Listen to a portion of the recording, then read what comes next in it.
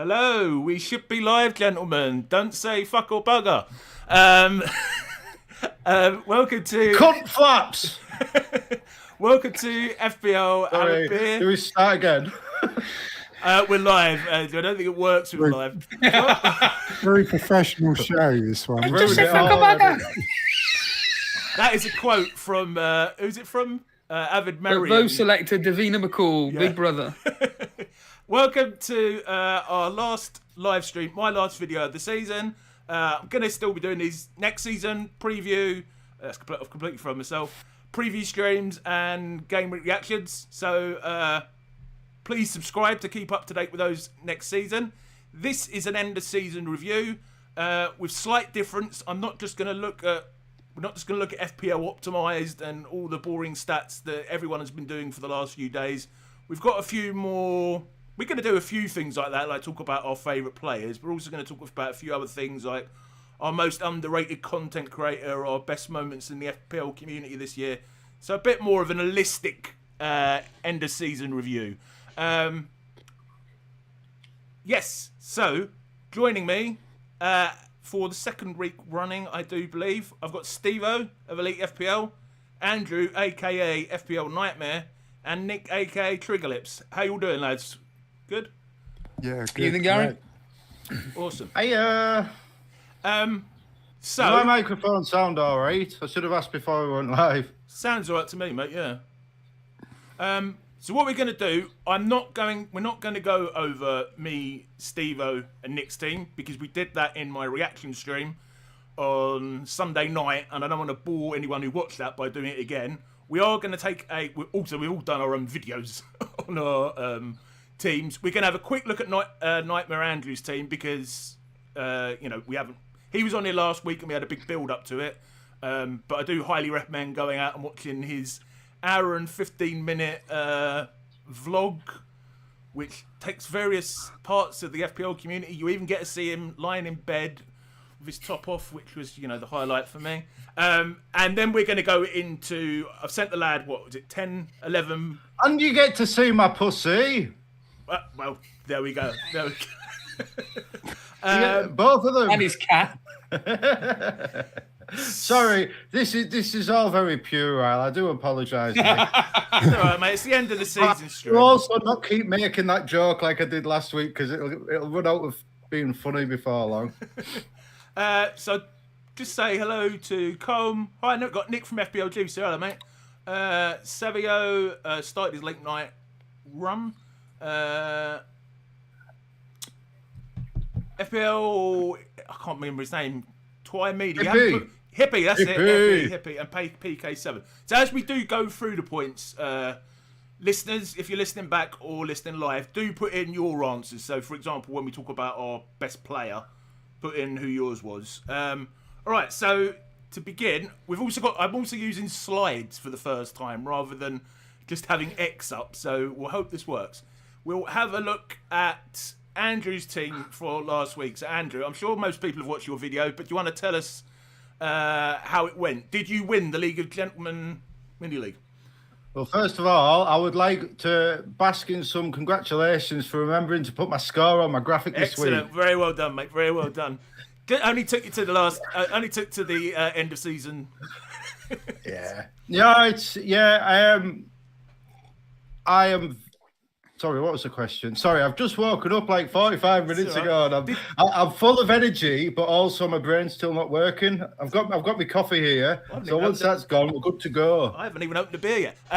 Right. So did you want me to run through my team this week? You can do, mate. It's up to you. Did you win the mini league? That's the main thing, mate.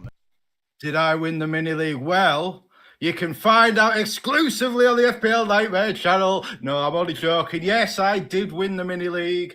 As you can see from my team. A quick run through. What I did was I sold Watkins for a hit to Wissa a week after making the reverse move, and I brought in Saka. And you might think, oh, why did you take a hit to sell Watkins? Well, the reason was because I knew my rival had Wissa, and I knew that I wanted to shut him down. I'd taken some risks in the run-in, and I just wanted to shut him down a bit. And sometimes you just have to sit back and defend. You can't just go Kevin Keegan all out attack all the time. Sometimes you need to get a bit of Rafa Benitez in there and sit back and soak up the pressure.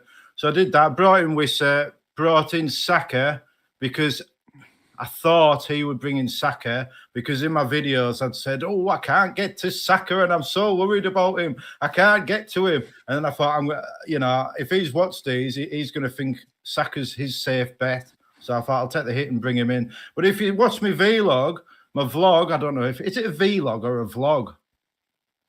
It's a vlog, isn't it? I'm gonna say so. I don't know.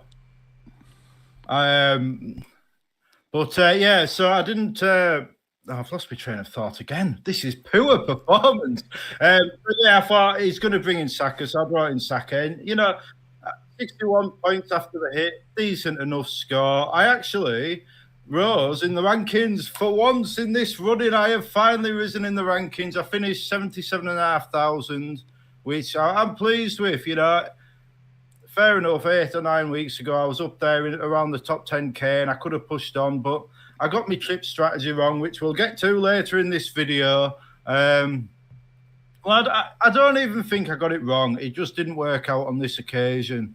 And so I did drop a bit, but it is still my second highest overall ranking ever. So, it's an achievement. I should be pleased with that, and I am. Although the fact that it still feels like I've missed out a bit and I could have done better bodes well for next season when the challenge resumes.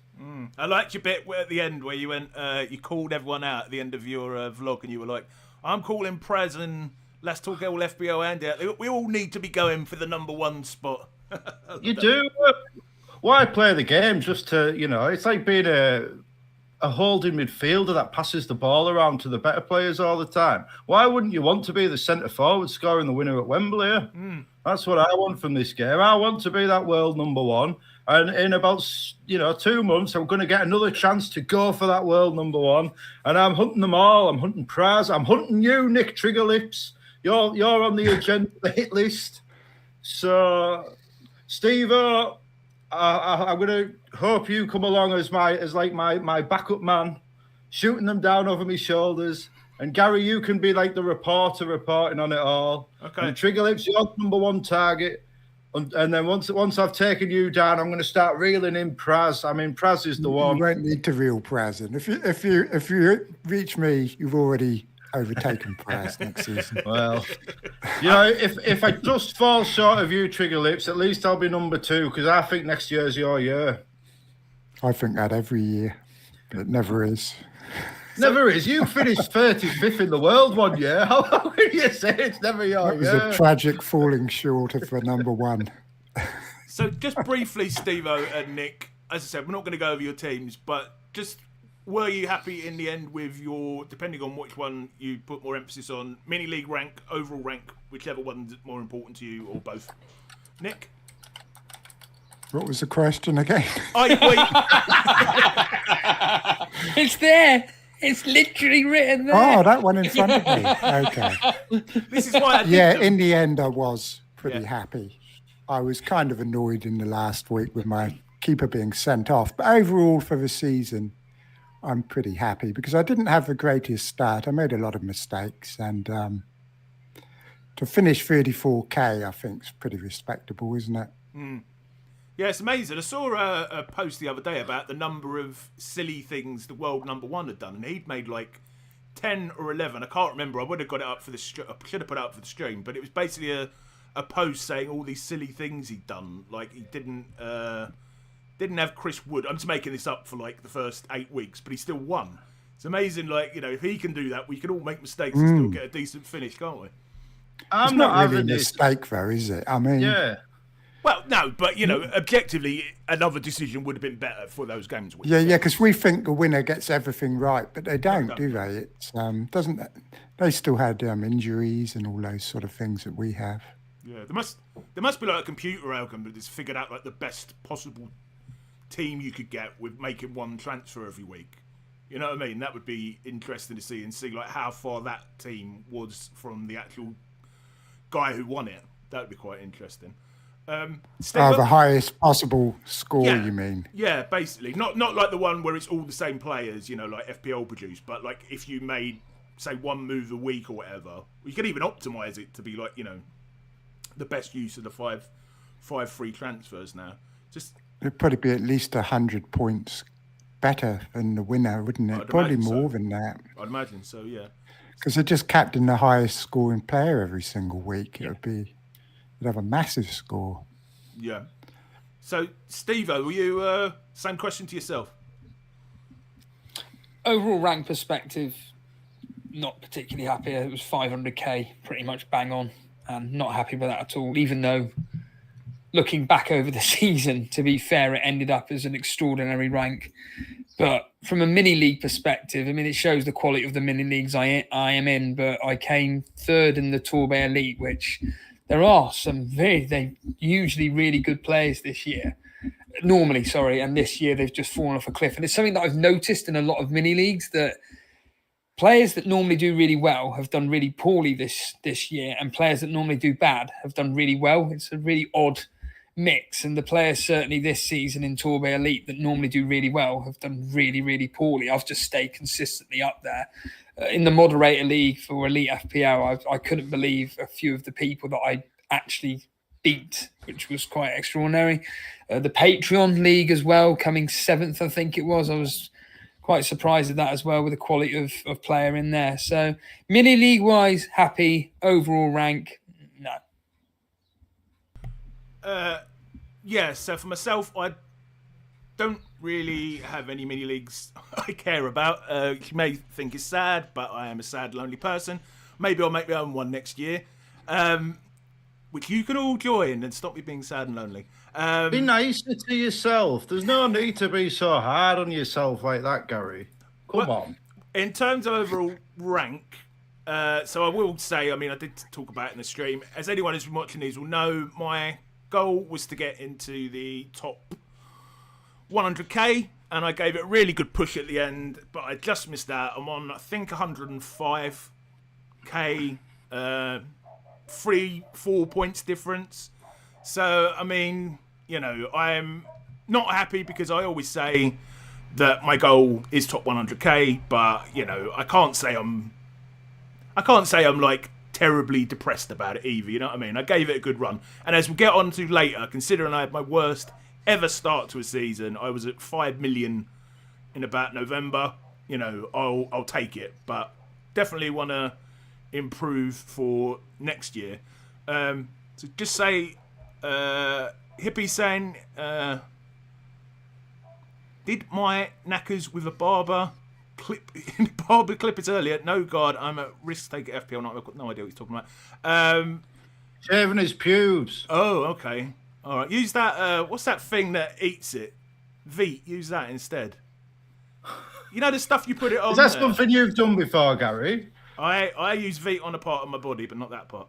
Hi to FPL discomfort. I have to shave my back. I've got a hairy back. Anyway, I'm going to regret saying this afterwards. Let's move on before this degenerates into an Elite FPL watch-along. This isn't the black box. FPL discomfort. Hi, mate. Manscaping ads again.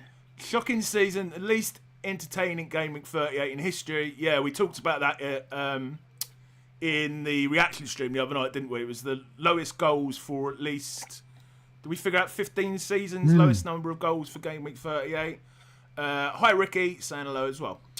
Okay. Somebody was talking about a previous season yesterday, and there was Chelsea beat Wigan 8-0 or something on the final day, and I think that was your interview with.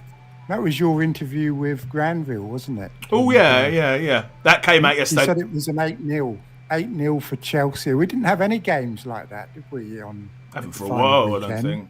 Haven't for a while. I'll just say that, actually, if anyone hasn't checked that one out, because I know a lot of the algorithms are sort of not quite recommending FPL content as much now the season's finished. My interview with Granville, and also anyone who's only got into FPL in the last 5 years might not know who he is. He is basically the original FPL content creator alongside Mark Southerns, isn't he?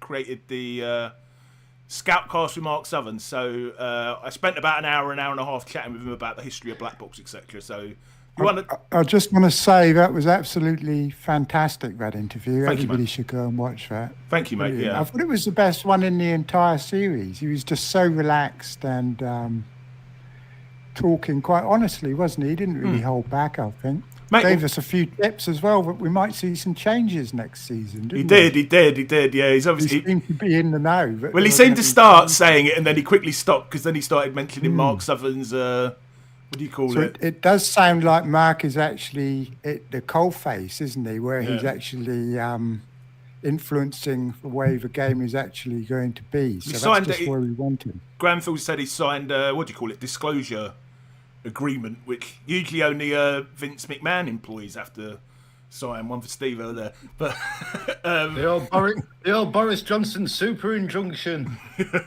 Yeah, so it sounds good. Okay, so we'll get to. Oh yeah.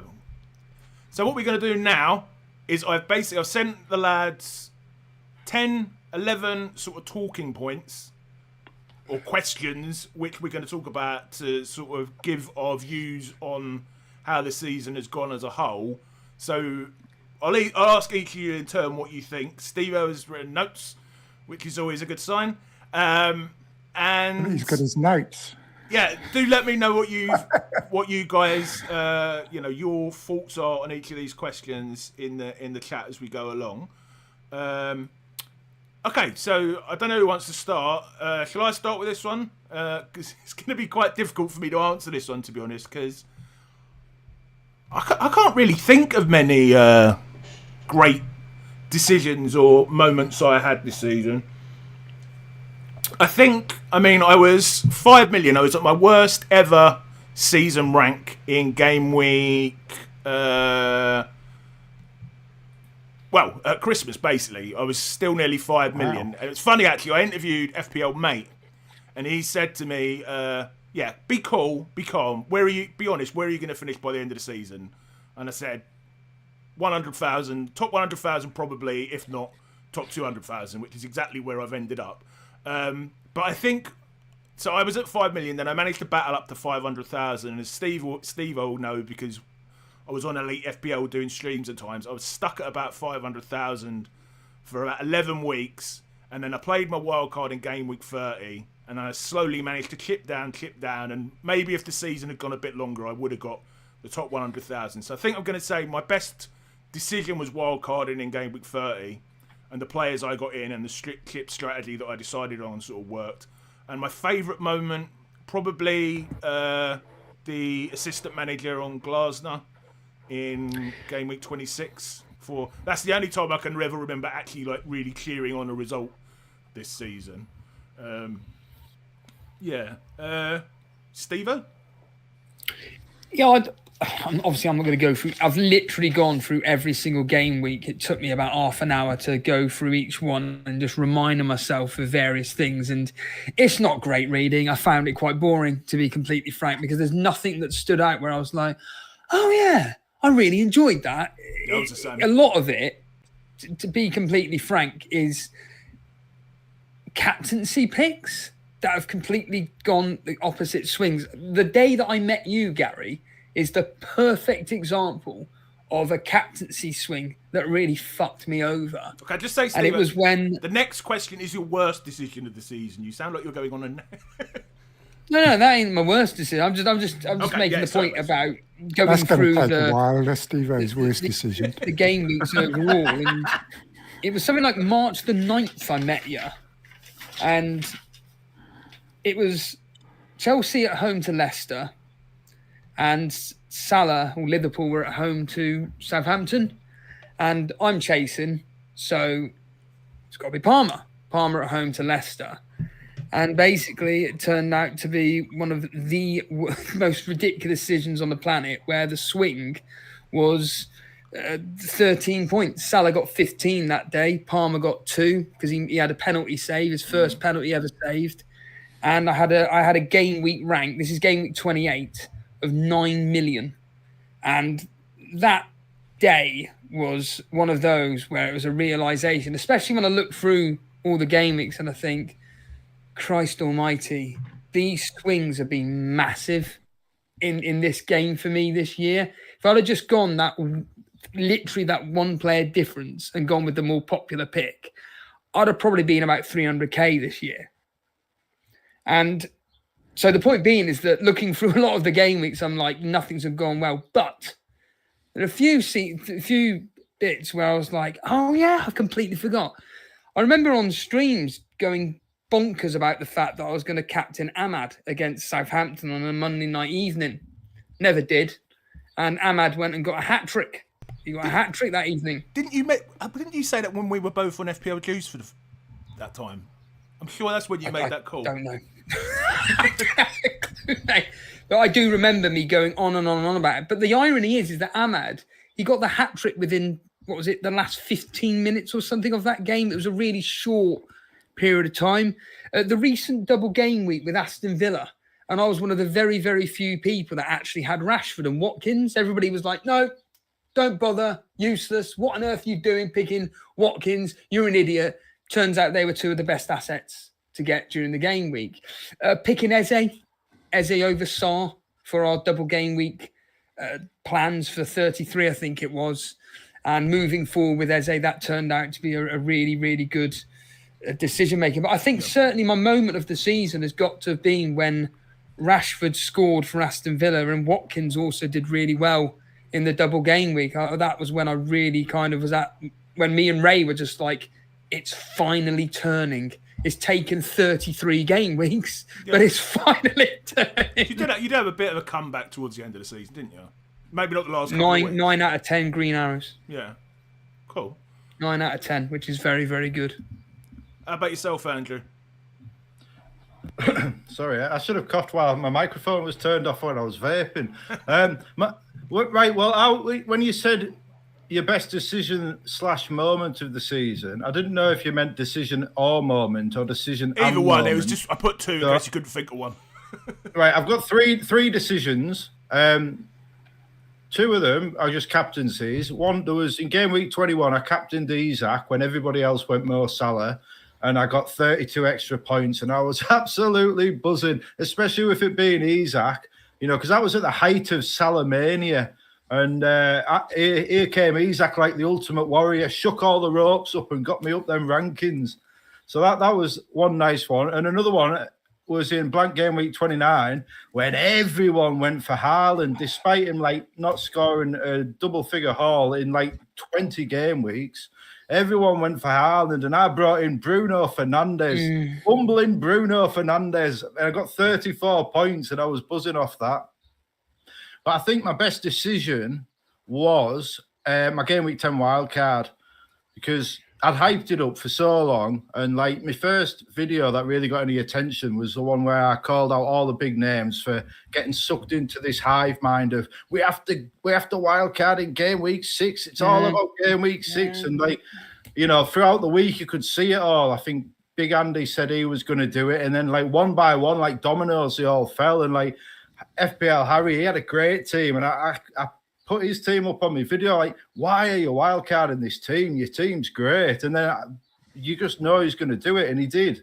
And I'd called that out, and I said, this is wrong. The eventual winner's going to wildcard in game week 12, and that's when I'm going. And actually, the eventual winner did wildcard in game week 12, so I was buzzing with that. But I went in game week 10 because as it got closer, I saw more opportunity going that 2 game weeks early. So I did that. And then, you were talking about the FPL optimized and all these other tools. And, you can see on, it gives you that, graph of above and below your predicted points or what have you. One of the reasons I didn't include it is because I found the blooming table so hard to understand. It could be more user-friendly. I would have thought you, as an academic man, a doctor of philosophy and psychology, and one of the leading academic tutors of the entire country, would have found a simple line graph quite easy to understand. They pay me to understand those graphs, though, mate. But yeah, well, you can see mine. It's it's going along fine, and then at game week 10, when I wildcarded, it goes right up, and. That was, I knew that was a good decision at the time, and it was nice for that to be vindicated, which we'll come back to in a few moments. But my best moment was, again, I called out all the big name creators. I started off making these videos saying, the big creators, they're not doing it right. They talk each other like into playing it's too safe. And then I did a big thing about triple captain Haaland in game week 2 because they all talked about, we could captain him. It's Haaland. He's against a promoted team. But you just knew none of them would do it. You just knew. Anyone that watches content knew none of them would do it. And I thought, I'm going for it. And then I was sat at work and the match was on. And then that moment when he hit that hat-trick goal, it was like 3 minutes left because it was frustrating because he was like Ipswich were crowding the box and Haaland was getting no balls. And I'm thinking, just go to attacking midfield. You're the best distance shooter in that team. Why are you crowding yourself in on the penalty spot when you can step 5 yards further back and have all the space? And then about 2 minutes left, he just went over and basically took the ball off Foden, had a long-range shot right into net for a hat-trick and 51 points. And I was like, come on. That was my favourite moment of the season when that went in. And it was a moment of absolute relief more than anything because what the fucking hell am I doing using triple captain in game week 2 in a single game week? Too much could go wrong.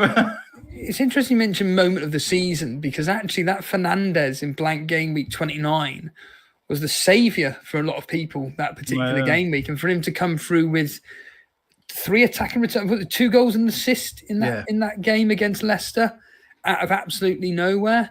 And it was one of those moments where people were realising, hold on a minute here, maybe it should be a case of we should be captaining anybody against Leicester. Obviously, it didn't work for me, but certainly that I remember being in the gym and I just want to waste time before I go on Elite FPL and just seeing the points coming through. At 1 minute, it was like 0-0. The next minute, you're looking at 3-0. You're just like, for fuck, what is going on? And then you see the eventual player that comes out on top. And that is, I think, throughout the whole season, you mentioned the Haaland triple captaincy against Ipswich. That's one.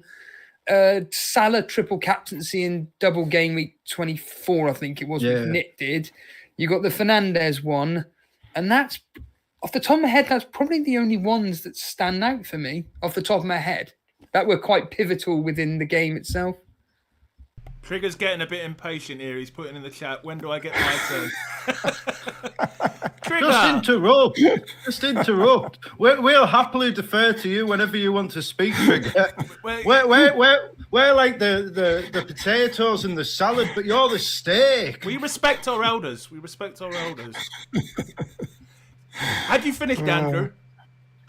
Of course I have. Of course. I finish whenever Nick TriggerLips wants to talk. Trigger, please, could you tell us what was your best decision or moment of the season? I was a bit worried because Steve-O was stealing it off me at the end there because he mentioned Fernandes. But, oh no, my cat's outside fighting. I can hear. Can you hear that? This microphone. Check the dreamies. She waits till I come on and then she starts fighting next door's cat. Fernandes, definitely. Because do you remember at the start of the season, a lot of the content creators brought him in for game week 1. Yeah, it was useless, weren't he, for ages? And he blanked for pretty much the first 9 weeks, didn't he? He underperformed his XG considerably. I mean, he was playing well, but he just didn't get any points. And they all sold him in game week 9, or I think Andy was the last one to get rid of him. He'd had enough by game week 9. All the audience were giving him shit every single week for having him in the team. And then in game week 10, I brought him in. No one had him at that stage. Do you know what, Nick? Sorry, I think that was the first time I saw a video on your channel was when you did that, because I remember you specifically saying it. Yeah, that was my move of the season. Yeah, I remember you saying it, yeah. And goat move it was. And and he scored, I think he scored only 10 points that week, but he scored a 17-pointer 2 weeks later. So I had him for 4 weeks and he scored about 40 points. And then I sold him and they all bought him back again. And then he did nothing again. And game week 28, I got him in again for that game week 29. And he did it for me again. Every time I owned him, I got loads and loads of points from him. All the time I didn't own him, he got nothing. The complete opposite from that little prick that I'll be talking about when we talk about our worst decision in a moment. No, not the worst decision, the most annoying player, that question. But so that was mine, Fernandez. It just worked to perfection this season. Cunha was another one. Just two players who I bought in and just worked perfectly. It's all about timing, isn't it? You can't know in advance, but when it's right, it's brilliant. Yeah. Just read out. I'll be back in a second. I just got to no worries, get my cat. God save the cat. Just read out a few comments. Ricky saying, "Hi Ricky, I missed my top 50 goal, but I must admit I'm a little depressed. Benfica also lost on Sunday. Sorry to hear that, mate. We got any suggestions? I think I saw one. Paul West is saying I played the finale in game week 38, £50 on fan team, and finished top 50 out of 3,000 players. Very well done, mate. And I did see one in here. Someone was shouting out Foden. Zykel saying McAllister and Tarkowski adding to my 154 haul with their goals. That game week was joyous. Triple captain for Salah that week too. I'm assuming that's game week 24, Zykel. That's Asman Moyes as dancing in the black box and the 98th minute volley to equalise it. Oh man, that was probably the best game week of the season, just for that match really, because everybody got what they wanted really. You know, you had the Salah triple captaincy, absolutely smashed it. You had David Moyes, absolutely smashed it. Even Arne Slot got 15 points or something. That was probably the best game week of the season as a collective for everyone, I would say. Yeah, and it's just making a reference to a previous live stream. Gary's best decision of the season: downloading Tinder. No comment. Hi to Roberto in the chat there as well. Okay, let's move on to. Oh, everything all right with the cat, Nick? She didn't want to come in, so she must be winning, I think. All right, let's move on to the next one. One's probably going to be a bit more interesting. Your worst decision or moment of the season. All right, I'll start again. Well, I know what it probably. Actually know what my worst decision is, but I'm going to save that until, because I don't want it to be the same as my worst player of the season. So I'm going to say my worst decision, maybe not bringing Salah in early enough. Worst moment would be, I'm going to give away my player here, is when I sold Chris Wood and then he scored that hat-trick against Brighton. That absolute, what was it, from hardly any XG at all, maybe like 3 XG or so. That was not under 3 XG, like 1 or 1.5. That one. Because it's difficult. I didn't have any really horrible moments in the season. I think just my entire season, up until I, as I mentioned earlier, free hitted in game week 30. Probably all of it was my worst moment of the season. Trig, do you want to tell us what your worst moment is? We'll mix things up a bit in terms of go. I think my worst decision was hanging on to Solanke for too long at the start of the season. A lot of people went with Chris Wood and I went with Solanke. You know, he'd come from Bournemouth. It looked good on paper. Yeah. And Tottenham were playing all right as well. But I held on to him too long. The signs were there. He wasn't really a goal poacher, was he? He was playing a bit more like Kane in midfield. And I was stubborn with him because I didn't want... I'd already lost out to Chris Wood owners in the first 2 or 3 weeks. And I thought, I'd just keep hold of him and then it'd be my turn to get points, you know, because I like to be a bit patient. And with the new rules about saving the transfer, I thought I'd just keep him. Even when he was injured, I kept him. I just benched him long after everyone else had got rid of him. And I never did get any points from him. So that was kind of my worst decision, I think. Cost me a decent start. If I had a Chris Wood, I would have had a much better beginning. And the worst moment was definitely my game week 3 wild card. 24 points. Oh dear. And a game week rank of over 10 million. and that was on my wild card. So Shocking. absolutely awful.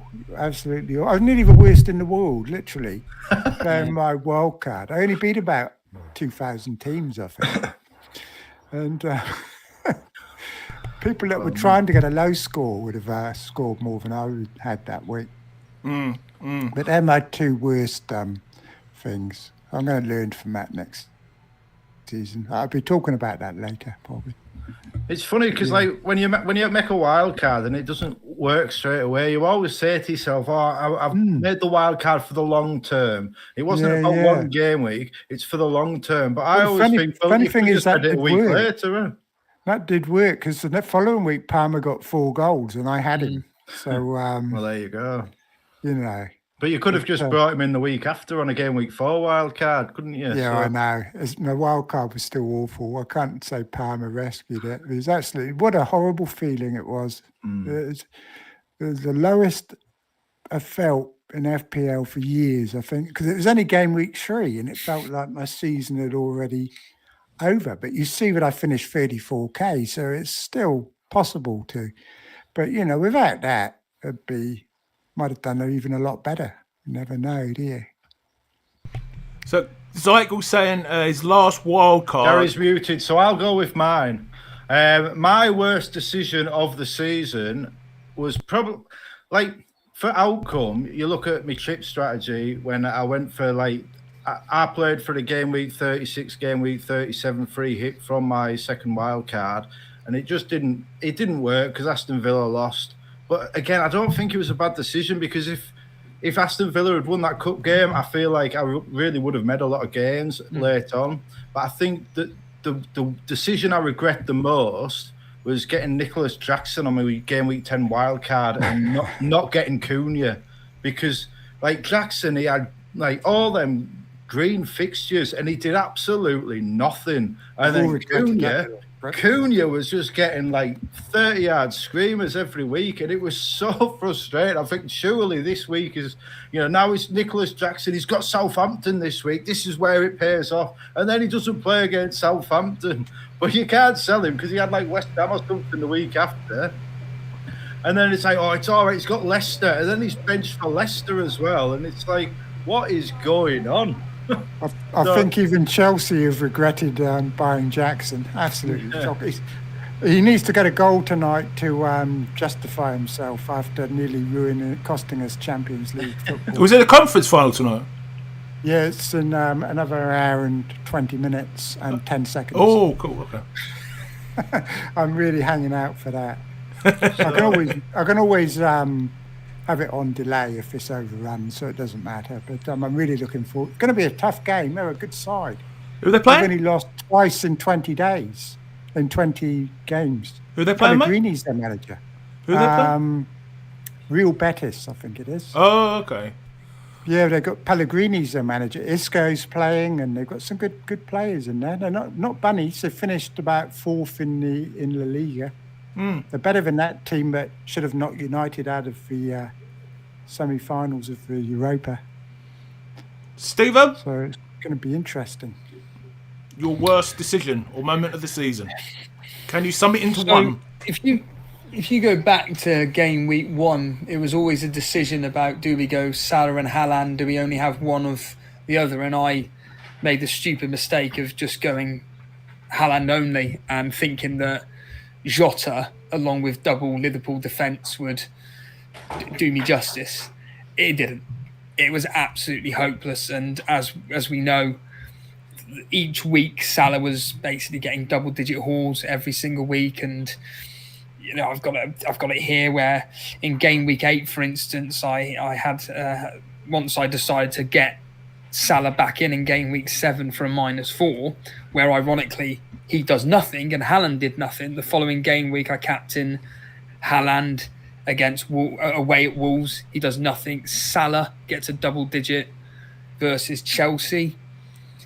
And the biggest mistake from mine and Ray's point of view was just holding on to Haaland too long. I kept saying to Ray, I don't want him. Get him gone. He was like, no, he's got the fixtures. And between game weeks 9 up to game week 20, Haaland returned 5 times, 4 goals, 1 assist in basically 9 game weeks for a player of his standard and quality, and the stubbornness of holding him for that long was just unacceptable, basically. And I think that, well, there's no thinking. I know that cost me and Ray a lot of points holding on to that waste of space. Moment of the season as in worst was, I've already said it. It's Palmer missing that penalty, Gary, and we're in McDonald's and I checked the score and I'm just looking at you like, I remember it well. This, mate. I can't be bothered with this fucking shit. Like, just, I don't want to look at my phone anymore. We're going for a walk now. I don't want to know anything about football anymore. I just don't care. And it was awful, Gary, to be completely frank. It was just, like I stated, it was, because looking through the season, Palmer, I've always had him when he's like TriggerLips is saying, I always had him when he did really, really well. And the one time I had confidence in Leicester are garbage. They're playing Chelsea away. This has got to be Palmer's turn. And then that's what happens. And with Salah returning what he did, yeah, for me, that was like the worst moment for me this season, mate. I'm amazed you managed to put it so succinctly, considering the amount of rants you had this season. All right, just read out from the chat. Zeitgold is saying, my last wild card and freezing when ranks were high. Should have been more proactive instead. Combs saying worst moment for him was bringing in Iwobi and having him sit on his bench with a 15-pointer against West Ham. Yeah, I've got that here. Can I just interject? Yeah, I've got that here. So I bought in Iwobi for whatever game it was in game week 21. He got 2 points. Then the following game week, he gets 15. But the game before, I think it was like something against Leicester or Southampton in game week 21. You're expecting Iwobi to do really well. He gets 2 points. And then the following week gets 15. And that's another tale of this season. A lot of us bringing in players where we expected them to do really, really well. They do nothing. And then the following week is when they return big against teams which we don't expect them to. And then, of course, there are people that would have then, like Colm did, bench these players against the harder teams. It was, like I said, it was a very odd season I have found this year. I had 350 points on the bench. I couldn't find anyone who had more points than me on the bench. It was like 350 or something. An average of about 10 a week. And then I play my blooming bench boost and get 6. Unbelievable. What a stupid season. Yeah.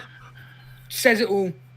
The amount of times I had Saar double pointers on and Pedro's and all those players on my bench and the wrong keeper nearly every week something was on my bench.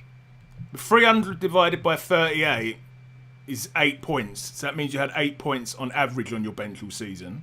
Okay, that sounds more realistic. But that's a lot, isn't it? It's still more than my bench boost. Yeah, I'll check out what mine is in a minute. So let's move on to the next one. Your favourite player of the season. And I will say to the viewers, I have specified this is for our specific teams, you know, not the best player of the season, because I think that would be boring. And it's probably been discussed by all the other ones, by all the other streamers in their reviews already. So my one, again, I really struggled with this. Even though I didn't have a terrible finish, I was going to go in Burmo because I did own him most of the time when he did well. But actually, Steve-O, what you said earlier stuck with me.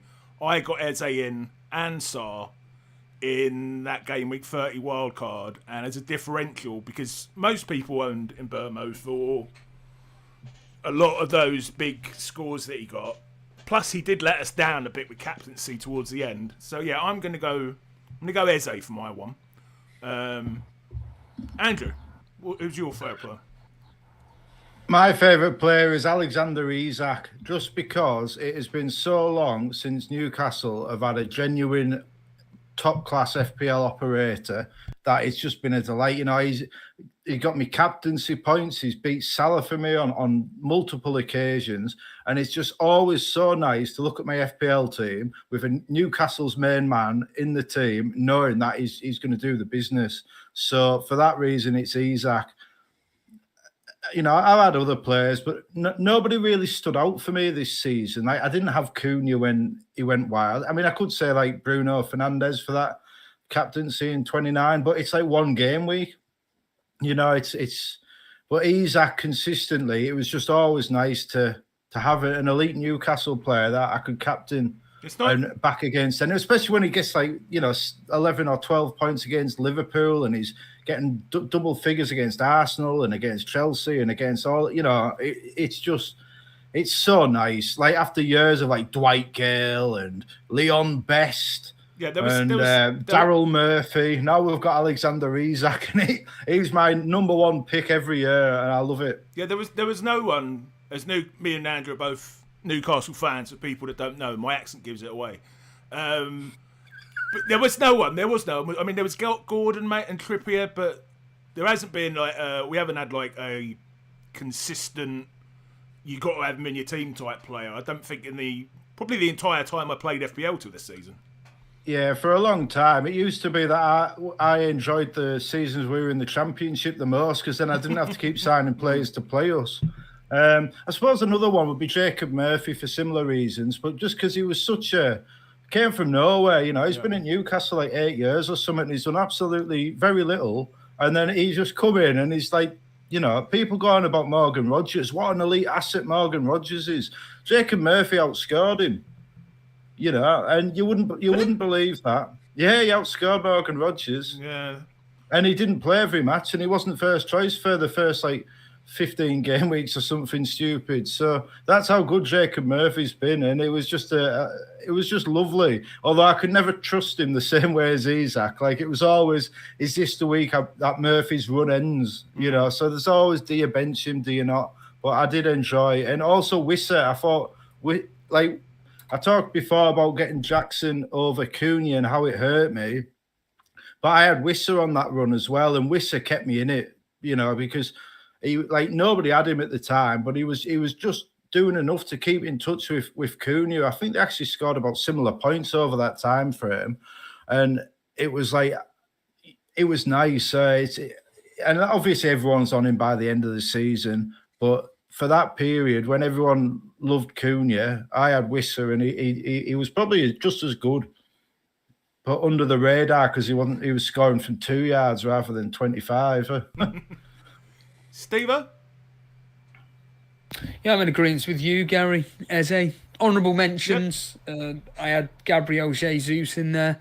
I was one of the few people that punted on him, and he got me 12 points, and then blanks the following game and then gets injured and is out for for God knows how long. Cunha is another one. I was one of the few people to be bringing him in at the start, and he did really well for me here or there. But overall, it has to be even Gakpo. Gakpo did really, really well for me when I brought him in. Another one is Ahmad. Ahmad really enjoyed, but I think towards the end of the season, this is recency bias, but Eze over Sarr was the big call between me and Ray, and somehow Eze just became prime Messi and was just getting... He basically got, I think it was 5 or 6 goals in 5 game weeks, apart from the final day of the season. Awesome. Nick, how about yours, mate? It'd have to be Fernandez, I think. I'm just looking on FPL Optimised at all my players and kind of what they did for. But I think it's Fernandez, just for the timing of being right. It's either him or I did quite well with Palmer by the look of this, but I'm kind of clouded by his later season performance. But early on, he was pretty good. Other than that, Semenyo did quite well for me. Robinson was another one. First half of the season, he was really good as well. He was like getting me 6 points every week. He'd never keep a clean sheet, but he always managed to get an assist. Yeah. And that's about it, I think, really. He ended up with over 10 or 11 assists, didn't he, that Robinson? Really, yeah, and they're all in the first half of the season. Yeah, he just fell off a cliff. But he did, didn't he? A bit like Palmer and a few players, really. Did he get called up for England? I know there was. He's American. He plays for America, doesn't he? Isn't he American? Well, that's no then. Just to read out a couple of comments.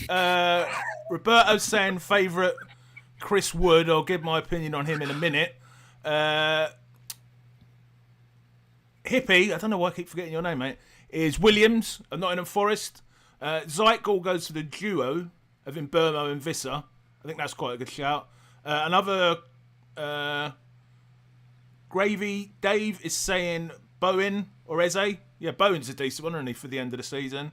And Zykel is saying we kept missing Palmer's points. So, yeah, maybe he's going to go in our next section. So, for the next section, our least favourite player of the season / the team that hurt you the most. Player, sorry, that hurt you the most. So, I'll give it... There's a bit of a backstory to this one. So, Yelena came on my channel. I was hoping to get her on here today, actually, but unfortunately she couldn't make it. We had a bit of... Who are you going to kick off out of us three? I'll go Steve-O this time. So, yeah, basically we're having a bit of a stick between us about who was going to finish the highest, because I was saying, she basically is in love with Chris Wood. And I had him in for 2 weeks, sold him. I think it was on the first wild card, and didn't own him again for the rest of the season. And he just killed me and killed me and killed me and killed me. And we had this bet about who she said Chris Wood is going to get me to finish higher than you at the end of the season. I know she beat Az, but I think I may have beaten her. Does anyone know what her rank was? I think she was 200k. All right, I beat her then. So, Yelena, if you watch this, Chris Wood didn't save you. But yeah, Chris Wood is definitely my worst player of the season. Well, can I just give you a bit of the context about Chris Wood? It was actually in game week 24 where they beat Brighton 7-0.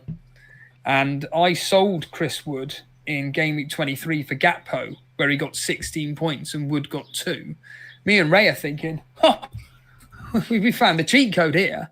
And then the following week, Chris Wood in the blank game week for Liverpool, the double game week for Liverpool, he goes and gets a hat-trick in a 7-0 win. It's incredible. Yeah. Couldn't make it up, like, could you? Yeah, and it's me and Andrew talked about when I interviewed Andrew way back in January. Didn't you say he scored more goals for Nottingham Forest at St James's Park than he did in his entire time at Newcastle? I mean, no, that's right. Quite a big player, and he's quite big in your end of the woods, isn't he, Nick? He is indeed. He's they're not talking about him so much now, though. Like, he was on the news every night earlier in the season. They were talking about him being the best player in the Premier League and all of this rubbish. But now they don't say much about him anymore. So I've lost where I was there. Steve-O, did I ask for your least favourite player? No, it's one of two. Okay. Throw him in the same boat, to be honest with you, and pull the plug and sink it. Kevin De Bruyne and Haaland. Absolute useless pieces of shit. Haaland, it just fascinates me looking at Haaland's returns since game week. It's 6 or 7. It is ludicrously bad. It is really poor for a player, again, of his quality and the fact that he plays for Man City. But KDB, any time I've owned him, apart from when he scored against Wolves to get 11 points, he has done jack shit for me. Absolutely. I could have had any player on the planet, and we go with Kevin De Bruyne and him and Haaland, and constantly captain Haaland, like I said, versus Salah, is perfectly answering your question of how you rank the most. And it was that prat. Did you have De Bruyne before you got him in? I had him in. In fact, it was game week written down here. We got him in our wild card for game week 4. Then he got injured in game week 5, and he was out for a total of 6 game weeks. Came back in, I don't know, game whatever that works out to be, game week 11. But in the next 3 fixtures, he played a total of about 70 minutes. Absolutely hopeless. And yeah, it seems to have been the fact that we cursed him. But yeah, I think Man City in general, to be honest with you. I mean, do you remember Rico Lewis? Remember him? Everybody was jumping on board him. And he used to scare me because I never had him. But he used to play so well, but he just didn't get any points, did he? That's right. Yeah. Very dangerous, though. He looked like he was going to get a lot of points every week. Yeah. Palmer's another one. Haaland and De Bruyne are just so expensive. If you do get them, you are putting a big risk. Yeah. On the line, because you're tying up, it's hurting the rest of your team as well by owning them, isn't it? So they need lots of points. Well, it's proof by WAG, isn't it, Nick? Yeah. She never has Man City players, and pretty much ended up on the same rank as Gary in the end. What do you reckon Haaland will come in at the next season? Price Far too expensive. 40 He has to be. 40.5. He has to be about the same price, doesn't he? Just because Rodri's coming back, City will be buying new players. If they underprice him and he goes back to the old Haaland, then it's going to ruin the game again, isn't it? I'm sure they can't price him more than Salah this season. Yeah, they will. Salah will be 13.5. Well, Salah's old, isn't he? And I think I think the last 6 or 7 weeks of the season are going to be an influence. I wouldn't be surprised if he's the same as he was last season. Oh, you reckon 13 mil, do you? He's not going to go up, is he? No, he's got to Do you think he's going to go down? Nick? Yeah, he's got 14 million at the very least. I mean, I'd go 13.5. Who, Salah? Oh, sorry, you're talking about Haaland. I'd still say Salah because he's old. Yeah, probably similar. Sorry, Haaland. Change. If I get Wirtz, and their team's going to be different, isn't it? So things change. But they can't price them cheaply, though, can they? So no. Andrew, they're still going to be a combined of essentially 25 million. I can see Andrew is desperate to say something, lads. I'm going to learn. The other thing is, there's no one else to pick. They're still going to be the best players, even if they're not quite as good as they were. So they have to be really expensive. Haaland has been outscored for 2 seasons running by Ollie Watkins. So how much are you valuing Ollie Watkins at? Really? I was very surprised how well he did. He ended up 2 seasons running. And you can't blame injuries, Haaland's injury either, because both Haaland and Watkins started 31 games this season. And Watkins didn't even have a good season, did he? No, He still nearly got 200 points. Haaland, another fun fact, if you take away the first 4 game weeks of the season, so from game week 5 onwards, Haaland was outscored by 3 goalkeepers and 3 defenders. Yeah. Wow, that's a really fun stat. Wow. Yeah. So Even when he's get him in points, for the first few weeks, and then the first time he blanks, just sack him off. And if he's playing spread the funds Sunderland or this Burnley. is the problem, isn't it? They always get the easy fixtures at the start, and then you have to buy these people. Yeah. Who's yours, Nick? Who's your worst that's player? easy. That's easy for me. That's useless prick. Honestly. Yeah. He even did it this week, didn't he? Even he was on my bench again, and he goes and scores against Liverpool, and he only ever scores me when he's on my bench. And it's always a logical decision because, I mean, the way at Liverpool, he's definitely my worst outfield player. I think next season I'm going to stick with a 4.5 midfielder and just have a perma bench because, like I said, I left 350 points on the bench this week. And it's because my team's not optimized very well. You know, you only really need 4 players, don't you? Just like a really cheap benching decisions every week are horrible. You wouldn't have that if it wasn't for the late wild card. Yeah, true, possibly. Although, Well, there'll be for a 4 million starting defender, depending on what happens with the transfer market for Burnley, but Bayer. They'll probably price him at 4 million because it'll be Egan Riley and Esteve at 4.5, Perez, Roberts at 4.5. Humphreys could be one which could come in at 4 million as well. One of my things for next season is not listen to anybody who supports a club after what we'd had with Barco and Az last season. And even Nightmare and Isaac this week as well. Now he's gone, I can talk about him. Listening to advice about Newcastle players. But you are right, Nick. I think that, I know we're kind of skipping ahead, but certainly next season, starting with an optimal team of a really solid 11, and then, basically playing a 4 million, 4.5 goalkeeper, having 4.5 mid, and then 4 mils. I think, isn't that how some of the WAG started this season as well? Yeah, I started that way as well at the beginning. But I've thought about the transfers, so you could save up your transfers. And I thought I could just rotate my bench and then I wouldn't have to make any transfers. But that didn't work out. I still used all my transfers and had too much money on the bench. So I'm just going to trim it right back in defence next season. I mean, it depends on the pricing as well, though, doesn't it? And whatever new rules you might have. So But, we could go to the Euro system where you can make manual transfers or something like that. You never know. Very much doubt that. Well, we'll get onto that in a minute, won't we, Gary? With the... Yeah, lads, I'm just going to read out some of the comments while we wait for Andrew, because we've still got to ask his favourite player. Miles, I think he's talking about his favourite players. Sells and Martinez. Yeah, Martinez was another good call for me for favourite player. Flecken was another one. Yeah, he was actually my highest. He was my highest. He was my highest scoring keeper on FPL. Who, Flecken? Yeah, I think I did. I had him at the start, and he was just a string of 1 points. Yeah, worst player Robinson. No, sorry, that's just another comment. We could talk about keepers later. Yelena finished on 185 apparently, 185k. Zykel says not honing Haaland all season. Is his least favourite player. Animations, hi mate. And Shaq's hi evening, my friend. Okay, Andrew, I don't think we'd asked you this one yet. Your least favourite player of the season? Mbeumo, because I just never owned him. Really? I could never find the right game week to bring him in. Did you never have him?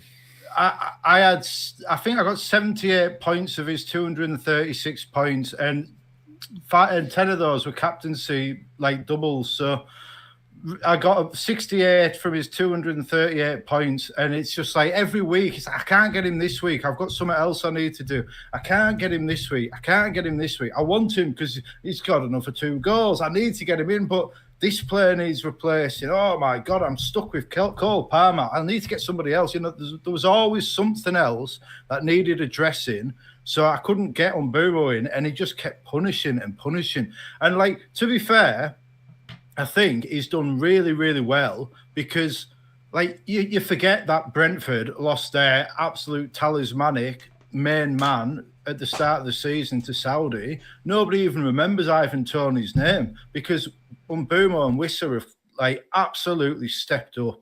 Like you talk about like when Arsenal sold Henry, their strikers didn't step up. When Newcastle, when Shearer retired, Sibierski and Oba Martins, they did the best, but they didn't step up. Well, Mbeumo and Wissa have absolutely stepped up. And it's been frustrating not having Mbeumo for most of it. But bloody Tony's in the England squad. Did you see that? Tony. Yeah. I couldn't believe it. Tuchel said he needs to be given a chance despite going to Saudi or some worse to that effect. I'm going to look up what his goal scoring record was like. Actually, no, we've got to go into it. Yeah, I'm surprised. You did well with your rank then, considering you didn't have Mbeumo this season. Yeah, I mean, but this is it. There's always points to be gained. There's always points. It's like you can't. When people say, "Oh, I've fucked up. I didn't have this player, and it's fucked me season." It never does. There's so many points in the game, and you can't get them all. Like I didn't have Mbeumo, but like one reason I didn't have Mbeumo is because I sold him to get Isak in, and Isak did really well over the same time period. I think. So, do you know, it's funny you bring that up because people forget about the simplicity of this game. They, like you just stated about, you can't go without Mbeumo, you can't go with Mbeumo, but you just counter it by saying, I can, because I can bring in a player that's matching his points or maybe getting a bit better. And I always see that when I was the other day talking about my -16, and actually I can do that to people because actually if I'd have done it, it would have come out on top. It's a fact. Points is what you need in this game. And I think that if you can find those players which are still matching or getting the same points as the so-called popular player, you're still in the game. It's a lot of this, as Ray talks about, and it's true, it's the captaincy. It's the captaincy that screws a lot of us over. And I'm a testament to that. That's one little swing of, if I'd have captained this player instead of that player between the two popular picks, literally that 50-50 decision, I've gone the wrong way. Yeah, I think I read that the bloke that won the game, Lovro Budicin, like he didn't own Haaland at the start, and then everyone was like, "Oh, you've not got Haaland. He's banging in hat tricks every week. Was it 10 points, 17, 17, 11 or something?" Yeah. And he went without him and won the game. So, like, if anyone's thinking, "I need a player, I need someone," you had the most expensive player in the form of his life, something like 80% owned. And the winner of the entire 11 million people game didn't have him. So there's nothing to worry about. You can't get them all. You can't have them all. And it's like Moneyball, the film Moneyball. Like you might sell a great player, but if you bring in two decent players that they can exceed the points total, it's like, because it's not just Umbumo, it's Umbumo and Strand Larson or Isak and Rodgers, for example. And where do you get the points from? So, and also, I just wouldn't have captained Umbumo as much as I captained Isak as well, and you get points from there as well. But but I love him as a player, and I really, really hope he does come to Newcastle this summer because it would be so exciting. Lads, let's move on to the next part. I'm going to pass this one on to someone else because I'm trying to do something in the background with technical. It's a bit of a technical issue that I need to work on. So I'm going to throw this one to whoever wants to take it. What have you learned from FPL this season, and will you change the way you play the game at all? So I think TriggerLips had something to say. Can I go first? Yeah. Right, what's the question again? There it is. I can see it now. Like Keith from The Office. Right. Well, the options. I think you've got to be very careful because every season it ends and people start talking about the lessons they've learned. But the problem is that every season's different. So what you think might be bad this season might actually be good next season. For example, everybody's saying they are not going to get anybody like Nkunku because he was absolutely hopeless and everybody got him in. And they're saying, next season I'm only going to have 11 nailed players. I'm not going to take a risk. I'm not going to get an Nkunku in or a Barcow or all these type of players.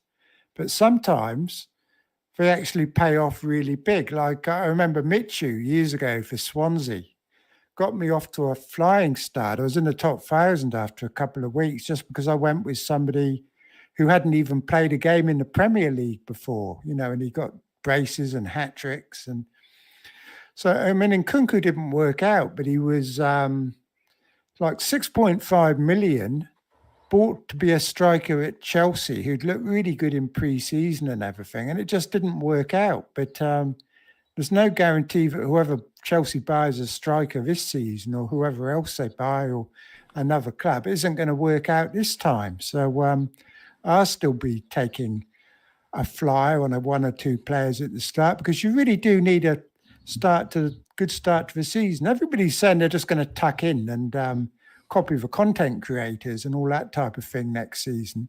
Well, I won't be doing that. I'll still be playing my own game. And so you've got to be careful what lessons you learn, I think. What a sad state of affairs that statement is. People are saying they're just going to copy the content creators. What a grim outlook. Well, they just want to pick the 11 most well-owned players so that they don't lose the season at the start. Because they all say you can't win the season at the start, but you can lose it. One of the expressions people come up with. But I wouldn't go 100% Maverick, but there's going to be one or two players that look very, very appealing that people are going to avoid simply because they're new at a club or, they haven't played in the Premier League before. But sometimes those players do hit the ground running. So I think Florian Wirtz could be one of them if he signs for Liverpool. One of the it could be him. He could go off. Or Frimpong, but I think that Frimpong will be a bit more of a gamble because of Bradley. Yeah, we don't know yet, do we? I think he'll be eased in, but I think that Wirtz, he's going to be one to watch. I don't think Slot's very impressed with Bradley. I mean, he's given Bradley a chance with Trent going and that, but he hasn't been brilliant. He got hooked off at half-time the other day, didn't he? Yeah. Although I think that's as much to get Trent on the pitch without making a drama about it. Yeah, true, I guess. You get him on at half-time, people almost don't notice he's come on. Yeah. It was quite sad to see how upset Trent was at the end. Like, I felt for the lad because he's had so much shit for leaving Liverpool, but you can tell. I think that was the reason, wasn't it? I think he wanted a proper farewell thing, and you've got the fans booing him and calling him every name under the sun. It's not particularly pleasant, is it? So, a week after they said, "Oh, he's one of us," and then it's like, "Yeah, I'm going to be leaving." "Oh, you're not one of us. You are the one that'll walk alone," and all this sort of stuff, and it's just horrible. But then you can understand it. Like, I don't want to raise the ire of all the Liverpool fans watching. You know, I think we've got about 10,000 people watching now. I don't want to risk the ire of the Liverpool fans among that contingent, because I can understand there. I mean, these things are emotional. Like, if Shearer had left to join Liverpool back when that potential transfer was floated, you know, it would have been savage. Like, but they only get so upset because he's so good. You know, if Trent wasn't so good, they wouldn't care. You know, if Conor Bradley was to leave on a free transfer, they wouldn't care. But Trent's so good, and that's the problem. Combs commenting, I've only ever copied one content creator. The problem was that was Ash. So how about you? Top 10k ranking, wasn't it? Or was that his brother? Oh yeah, he stole off his brother. I think you're fine. Andrew, I think I've actually managed to fix that mic issue that I've been moaning at you all about for weeks while we're on stream. Hey, you sound sexy right now. Oh, well, that was the sexy, dulcet tones. It was a sexy advanced setting that I had to exchange. Andrew, when you next on Tinder, would you be buying Mbeumo in that next season? Like, do you think at United? Went to Newcastle. Well, wherever he goes. It depends what he comes in Cunha. for, doesn't it? Cunha as well. It depends. No, but even if they were the same price, would you buy Mbeumo at the same price he is now at United? I would rather sign Mbeumo than Cunha, but he won't be on penalties, will he? So. Yeah, but also, like, Cunha is, I don't know how he's going to react at Man United, because he's a bit of a loose cannon, and like, he could rise to the occasion. I think they need these Billy Big Bollockses that, like, he's going to walk in there and think it's about damn time I've got this platform. He's not one of them that's going to shirk from it, but at the same time, he's one of them that could take it. You know, he could. It's a hat trick or a headbutt. You know what I mean? It's one of them. He could come in like Wayne Rooney and score a hat trick with a free kick from 30 yards on his debut, or he could come in and do like a Joe Cole at Liverpool and get sent off. But I mean, it's a box office signing for Man United. I'm excited for them, but it's a lot of pressure on them, isn't it? I don't think I'll be starting with any Man United players next season. It's a bit different playing for Wolves or Brentford to suddenly going into that high pressure role where they're expected to rescue the club, aren't they? So that's it. It's going to be interesting. Andrew, so what are your lessons learned this season? Will you play it? Will you change the way you play it all? Well, I addressed that a bit earlier when I was saying about like Mbeumo. It's not so much about which player; it's about an accumulation of points over 2 or 3 players. I think the main thing is I'm going to roll my transfers in the first few game weeks. I'd rather. It's easy to say now. It is, but I'm going to set up for it. You know, I'm going to try and get like 15 players I'd be happy to play, and then just roll it and build up them transfers. And, you know, I might lose a few points, but, well, I probably would, but I think it'd be worth it. Like another thing, like I always try and find a £4 million player, like the defender. I think this year I'm just going to go with the 4.5 and then bring in the 4 million player when I know which one's going to start, stuff like that. But the main thing is I'm just not going to be wedded to any strategy, because you have to be adaptable in this game. Like we all had a strategy for last season, and then, oh, by the way, here's the assistant managership. Try again. Do you know what I mean? So do you remember last season, after about 10 weeks, all the teams, a lot of us would have had more points if we hadn't made a single transfer from the start of the season. Patience is a big one, because you can't help but be scared of players that are getting points. But then at the same time, when you think about who you're going to bring in, why wouldn't you sign the players that are getting all the points? So people say, oh, you can't go points chasing. I mean, that's literally what the point of the game is, to chase the points and try and get them. So very difficult to avoid those bandwagons. It's a very difficult game, and people forget this. It's not easy. Look at Steve-O's betting record. See how hard football is to predict. Steve-O, what are your lessons learned from this season? TriggerLips always mentions it on his videos. Always stick with the popular fantasy football scout poll. Captain. Simple. It always seems to end up being the right call. Yeah, no matter what week it is. I had a fantastic season of captains doing that this season. Looking at Optimize, that was what got me where I am is my captain points. And that was just picking the top of the polls every single week. Yep. And it works. It the genuinely top for does a reason. work. The top for a reason. I think that, thinking very recently with the Watkins versus Mbermo, the fact that Watkins still came equal points with Mbermo, despite the circumstances how Mbermo got 5 points. It's just some weird witchcraft going on there, to be honest. But yeah, I think sticking with the fantasy football poll scout, being stronger with the deadline stream ones as well now, because there's not many votes like there used to be on the fantasy scout one. It used to get like 50,000 votes, and now it only gets a couple of thousand. So yeah. I also follow the ones on the deadline streams to check who's top, because often there'll be a late swing. Don't you need to use that information in conjunction with whether you're chasing or whether or not you at the very end of the season. At the very end of the season, but not before then. Start of the season, you want to start as template as possible. I mean, they are normally differential for a reason. You might think that someone on 4% captaincy is the best pick, but if you're only 4%, you're probably wrong and not them. Do you know what I mean? So yeah, so it's too important to mess around with. I think the captaincy. Yeah, I'll finish. I think what one other thing I think I'm going to do next season is try and stop thinking so much about what other people are doing, because you just don't have a clue. As well. If I would have scored, sorry.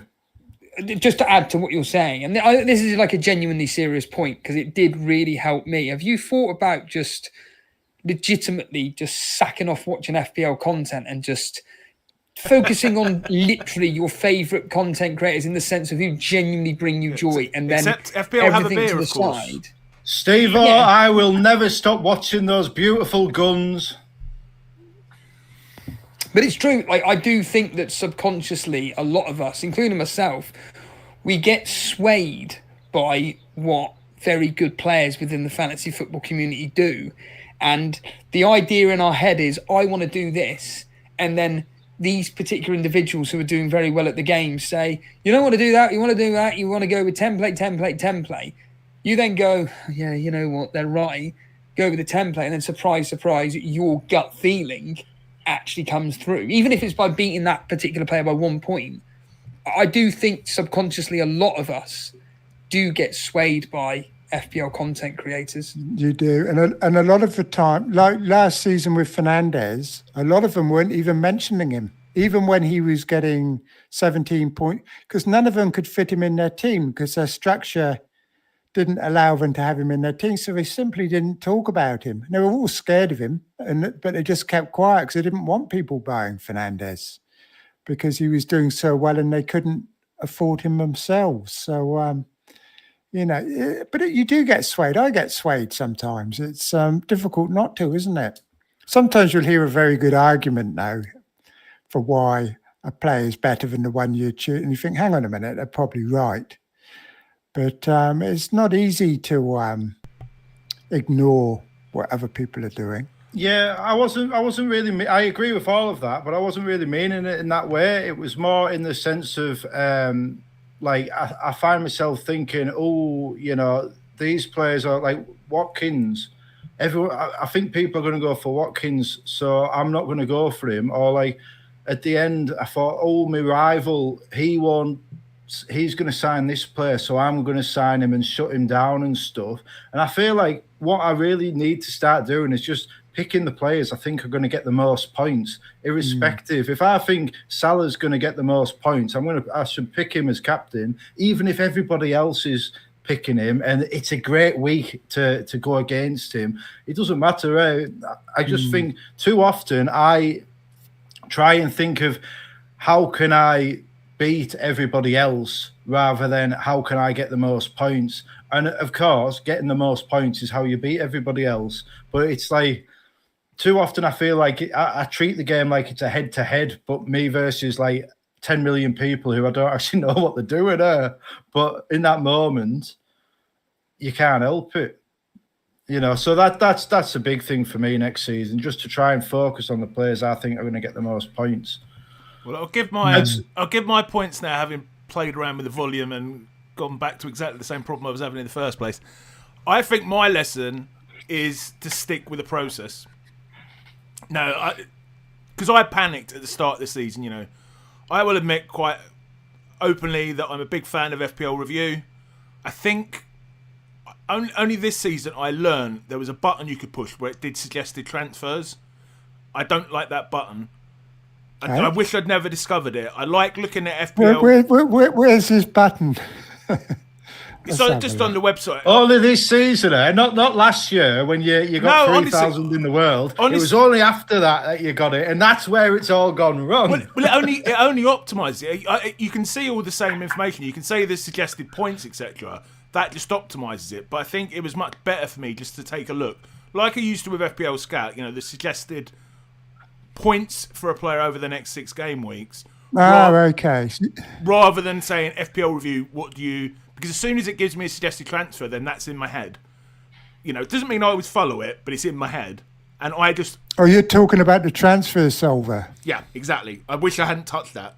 I like FPL Review knowing, what it's predicting people are going to score. I don't want it to just be feeding me things out. Because the more I followed that advice, the worse my season got. And it was only when I started disregarding it and just going... more, taking everything on board, which is what I've done every season up till this season, that my rank finally got, semi-decent. But yeah. So again, that kind of goes into the whole thing of subconsciously your thought process being changed by an outside source. In this specific case, it's not a content creator, it's a website. It's to be fair, most of the content creators get their advice off that website. So. Yeah. FPL Optimized reckon I'm very lucky because my team differed from what I should have been doing according to FPL Review, and FPL Review's both far from perfect, is it? Far from perfect. No, particularly this season. I think it was better when the pricing was all wrong and you could just about pick whoever you wanted to pick. And I think FPL Review did really well on that season. But now the pricing's tight, it just doesn't seem so good. Just say hello to people. Peter's saying he's an hour late.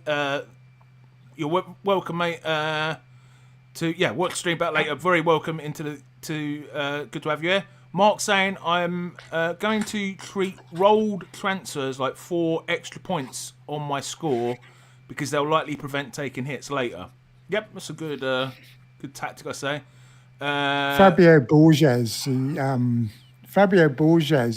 was saving up 5 all the time last season. He was considered to be the world's best player, but he ended up on the same rank I did in the end. But yeah, very patient. Twilight, Sorry, I interrupted you there. Hippie saying I watch content creators' videos every week. Easier to tell who's clueless then. And Peter he watches them the week after they come out because then he can see where they all got wrong. And Peter's saying I agree with Steve-O. I watch you guys for entertainment and a few tidbits, but the big guys definitely influence people and actually rarely do what they suggest earlier in the week. Well, that's a big point, isn't it? That's a big point. I mean, even last week, they were going on about Saka the entire week, and none of them brought him in. No. Yeah, a lot of the people that watch the streams all got Saka in, didn't they? And they would have been influenced throughout the week by them talking about Saka non-stop. So... if anyone's wondering what I was just doing, I had a little spider show up on the wall right next to my camera, so I was having a little fight with that. I don't mind when my cats get on camera, but I'll draw the line at spiders. Spiders, terrible, terrible creatures. All right, I don't actually think I got it. I think it ran away, so you might hear me screech in a couple of minutes. A big Geordie lad like you, scared of a little spider. All All right, let's go on to the next point. We spent quite a bit of time on that one. What changes would you like to see? I mean, I guess we sort of started touching on this already. What changes would you lads like to see to FPL this season? I'll start this one off. Get rid of the assistant manager. I hate it. Yes. I've been moaning about it for pretty much for 6 months now during all my interviews and every live stream. I can't stand it. I can't see how they're going to change it to be better. Get rid of it. Replace it with something else. Other than that, not a lot really. I'm happy with the game as it was, to be honest, without the assistant manager being added in. So, Steve, anything you'd like to see change? Yeah, definitely that one. And deadline moved. In my opinion, I think moved to the kickoff times, but I'm not going to debate that. We'll be here all night otherwise. But I think something needs to be done with the deadline. I think whatever happens with it, it needs to be changed because this team leak nonsense, Nick can speak more eloquently about it. I get sick to death of it. I hate the fact that a lot of us, including me, and it affected us for the 2 weeks ago with Southampton at home to Manchester City, where we find out Haaland starting, we find out Kevin De Bruyne is starting, and a lot of us, we panicked to bring him in, or if you didn't bring him in, you were panicking that you didn't own him. That's just a categorical fact. No one can sit there, or however they're consuming this, and say, I didn't worry about it, because you did. And if we didn't have any of that information whatsoever, people like myself would have just gone into the deadline with whatever team I had. I'm set with it. We move on. I think definitely something does need to be done with the deadline. I do love Nick's idea of taking aspects of certain fantasy games and just implementing them. Just the simple changes, not like the whole thing of tackle bonus and all that nonsense. I think what Nick was saying about this World Cup fantasy game regarding if you go with a different on Sunday, what he was talking about. Yeah, the differential point where if you own a player that's 5% or under and they get 4 or more points, they get an additional 2. I think simple little changes like that would be pretty cool, Gary and Andrew and Nick. Yeah, I agree. Andrew, I'm guessing Nick's going to have a list for this one. So I'll go to you next. I have a couple of points, and then I have one big suggestion. So the first one, I was watching the FPL Wire, and Praz said about lowering the cost of hits to 2 points to make it more appealing to take hits and make the risk more appealing, and to make because you could literally target your captaincy at whoever. And I don't know what I feel about that, but I feel like lowering the cost might be a good one, because especially if you're rolling your transfers, like somebody could have 5 transfers and you could make 5 transfers for like 10 points or 8 points or what have you. So I quite like that idea. I think, but I'm not sure, because I think it might also be a game breaker in the sense that people just end up with the same teams all the time because it's too cheap. So I don't know, maybe 3 points would be better. Another one, if it was me, I would have 5 points for a defender clean sheet. And if they get to 45 minutes, I would lock 2 of them points. Yep. So even if they concede in the 46th minute, they still get them 2 points. That, genuinely, Andrew, I think that is such a simple rule to implement. I think that, or to encode, I think that one would be fantastic. Because let's use Burnley as an example. Like next season, I genuinely do expect us to get battered by certain teams, right? I accept that. But when we come up against the likes of Wolves, Everton, Brighton, Bournemouth, we're going to be putting up a brick wall. There's no doubt about that.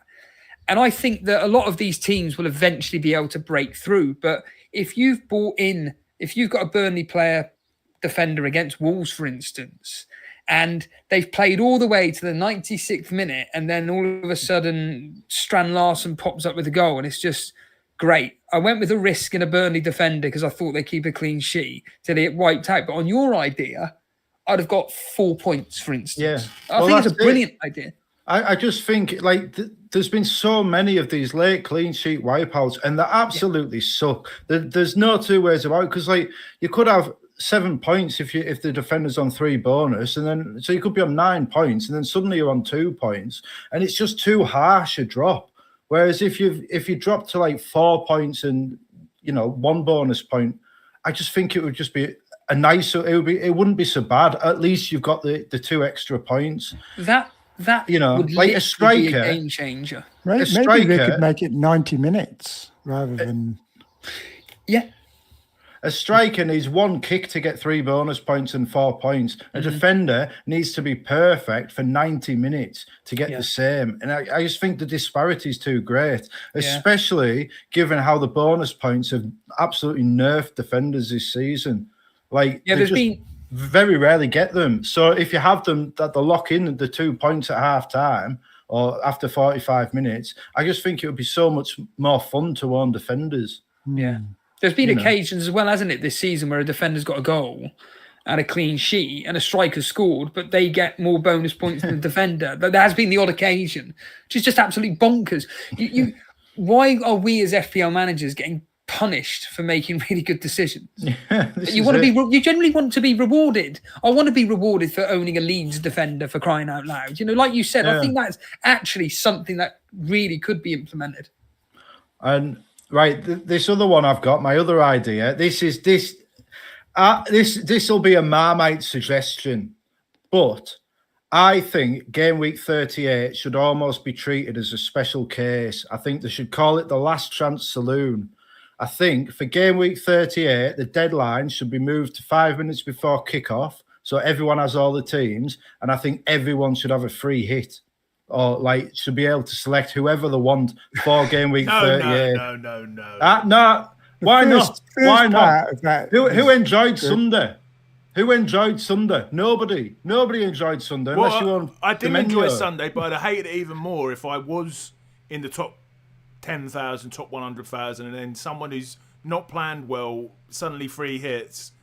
Exactly. Yeah, but how can you plan well for Raheem Sterling to play centre forward? How could you plan for, well, I'd say it would be Marmite. I think, game week 1, you can pick whoever you want. Game week 38, you should be able to do the same. I guess if we all know about it. And everyone should have the teams, because then, whatever happens, you'd end the season feeling, at least I've got the team I want for this game week. And we all know about it. The game is meant to be fun. It's not meant to be an ordeal to be endured. It's meant to be fun. And if you're having a crap game week 30, you're going to think, I've got a bit of hope because the last chance saloon's coming up. I can get 11 differentials and give it a right good go. And you'll probably, end up worse off. I just think it would be a much more fun way to play the game. It would be a terrible idea. Well, I'm sure you would. Some poor devil's number 1 in the world. He's going to get overtaken by all these teams behind him. Yeah, but he would have the same. He would have the same. Putting Hinchelwood in their team. And, yeah, but Trigger, I thought you hated leaks and stuff. So what's wrong with this suggestion where everyone would know every player and they could pick who they want? I like the first part of your question about the deadline, special case for the deadline in game week 38. That's good, I think. I just think, because teams often do make a lot of changes, and why can't we make a lot of changes? Much like real life, why can't we put our reserves? You can save up your 5 pence for the last week. Maybe, but you could just have fun with the game instead. Yeah, this is true. Let us know what you think of that one in the chat. I don't know if that's much fun, though. That sounds like a nightmare. Trig. Well, it is FPL Nightmare, so it's in keeping, isn't it? I think it'd be fantastic. The last chance saloon. Yeah, you want me to think of the content. You're going to go 6 or 7 weeks without everyone content. would pick the same. They wouldn't. They all pick the same. They absolutely wouldn't. It would be fantastic because you'd know who everyone was going for, and you could pick 11 completely different players and wipe the floor with them. Or if you're a big creator and you're struggling, you could put out fake teams and then just pick 11 completely different players who you've been recommended and beat everyone who just copies you. Imagine if FPL, Harry was 37,000 and he said, this is who I'm going for. This is who's going to get me back into the top 10K. And it's all a bunch of absolute nobodies. And then he just picks completely different players and wipes the floor. Andy's done that, though. He's done that before. Well, they should do. Like, if people are just going to copy them, why wouldn't you take advantage of that? I wish I could get 100,000 people copying my team, because I'd be misleading and misdirecting them the whole way. Well, I would not be Sherlock Holmes. I would be Moriarty. Without going on a tangent here, but they can't. Money. It's too much money involved, Andrew. I had to do that years ago when I was right at the top, and people were copying my team. And one week I told them I was getting Julian Lescott in, and I got somebody else. And the uproar it caused, I felt bad for doing that. But yeah, that was about 2014 or something ridiculous.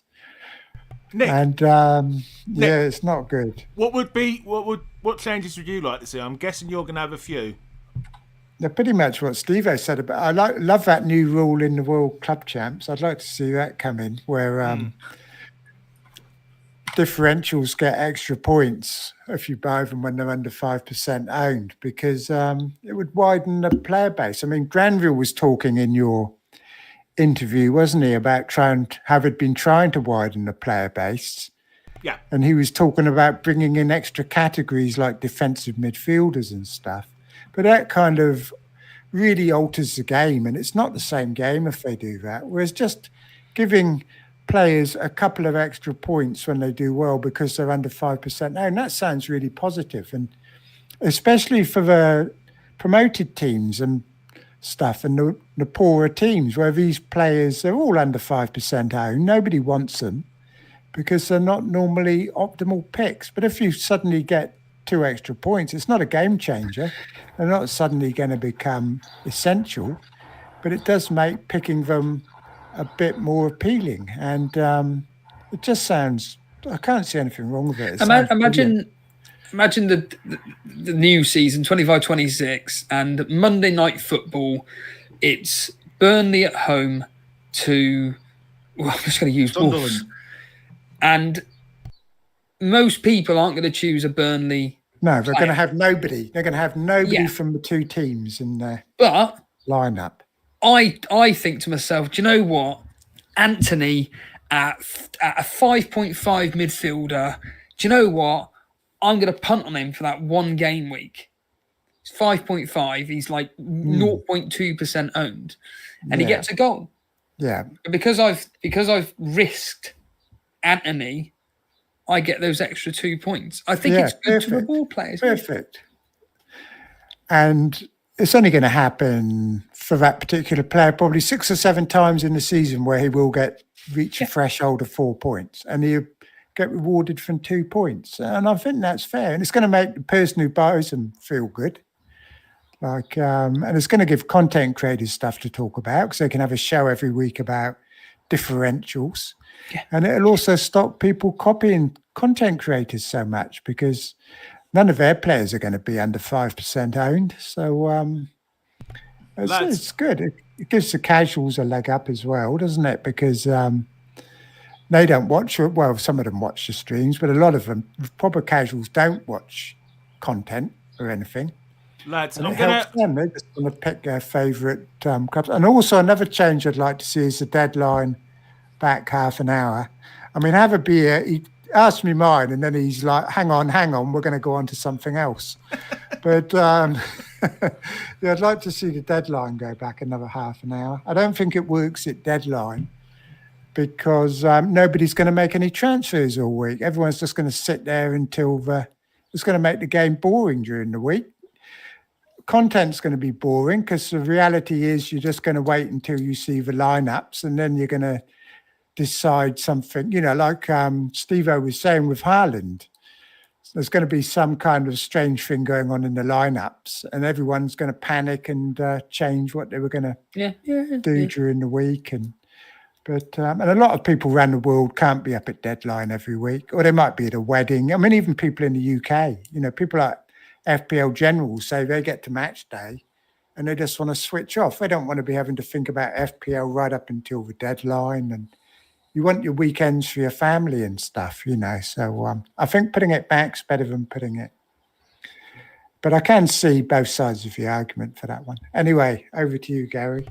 Yeah, I was interrupting for 2 reasons, Nick. First of all, because I have to. I noticed that Andrew didn't parody me in his walk along video, so I have to stress my meme of being interrupting people. I've got ideas, don't you worry. And also, I also have to stick to my other meme of going to the toilet during the live stream. So I thought I That's could one of them. Move us on to the next one and go to it. But just read out a few comments first. Zykel doesn't like me getting rid of the assistant manager. He wants to tweak it. Brian wants to see the assistant manager as a 12th man permanently in the team.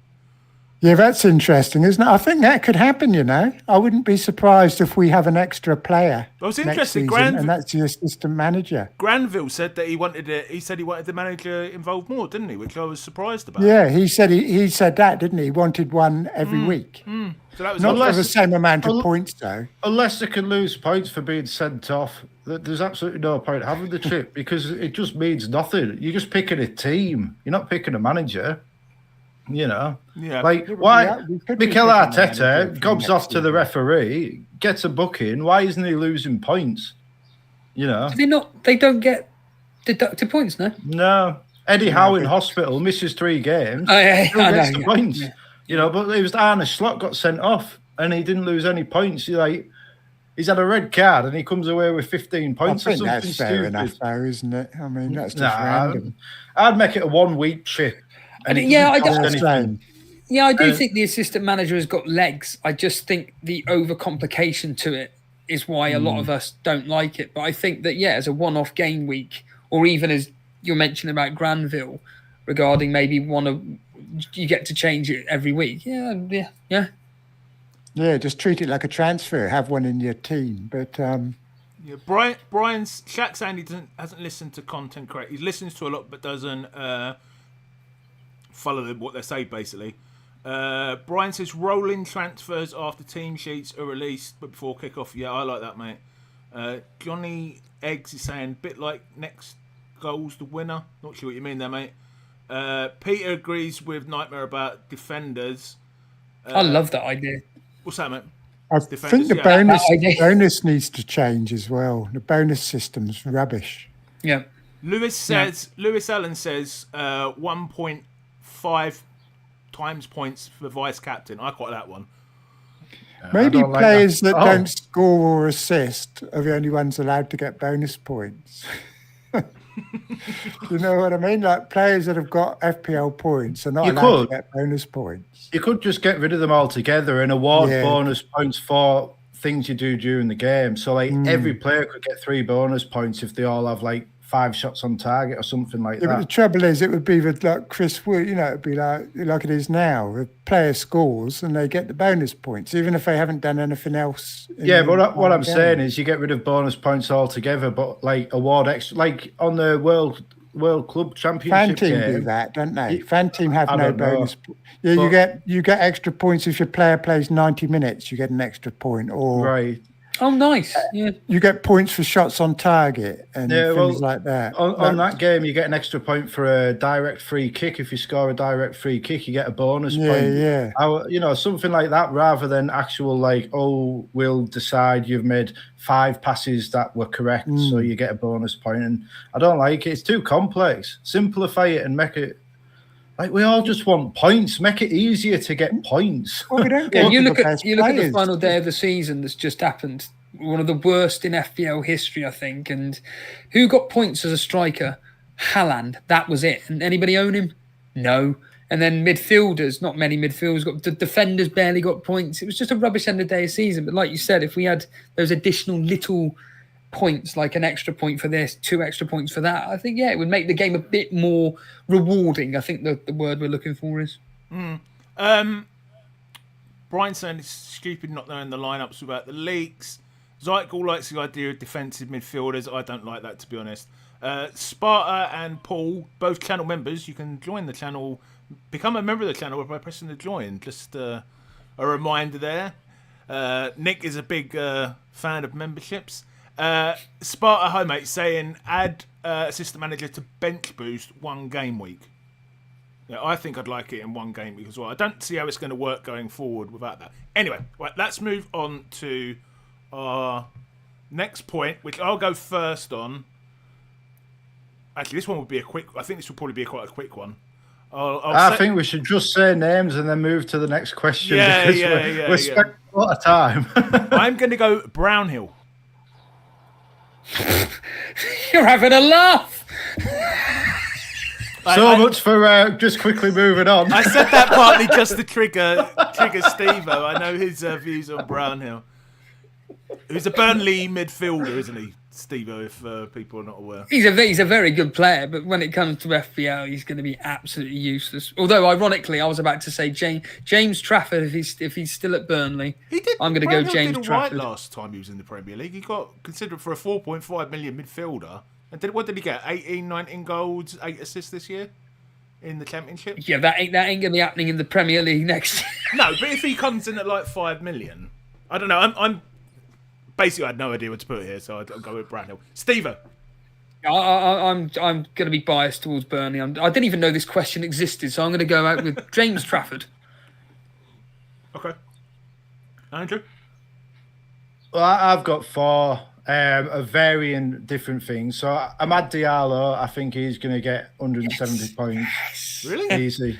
Yeah, I think he's top draw. I would love Newcastle to sign him. Man United have got all these PSR problems. Take advantage and get the best player. He wants to come to a bigger club.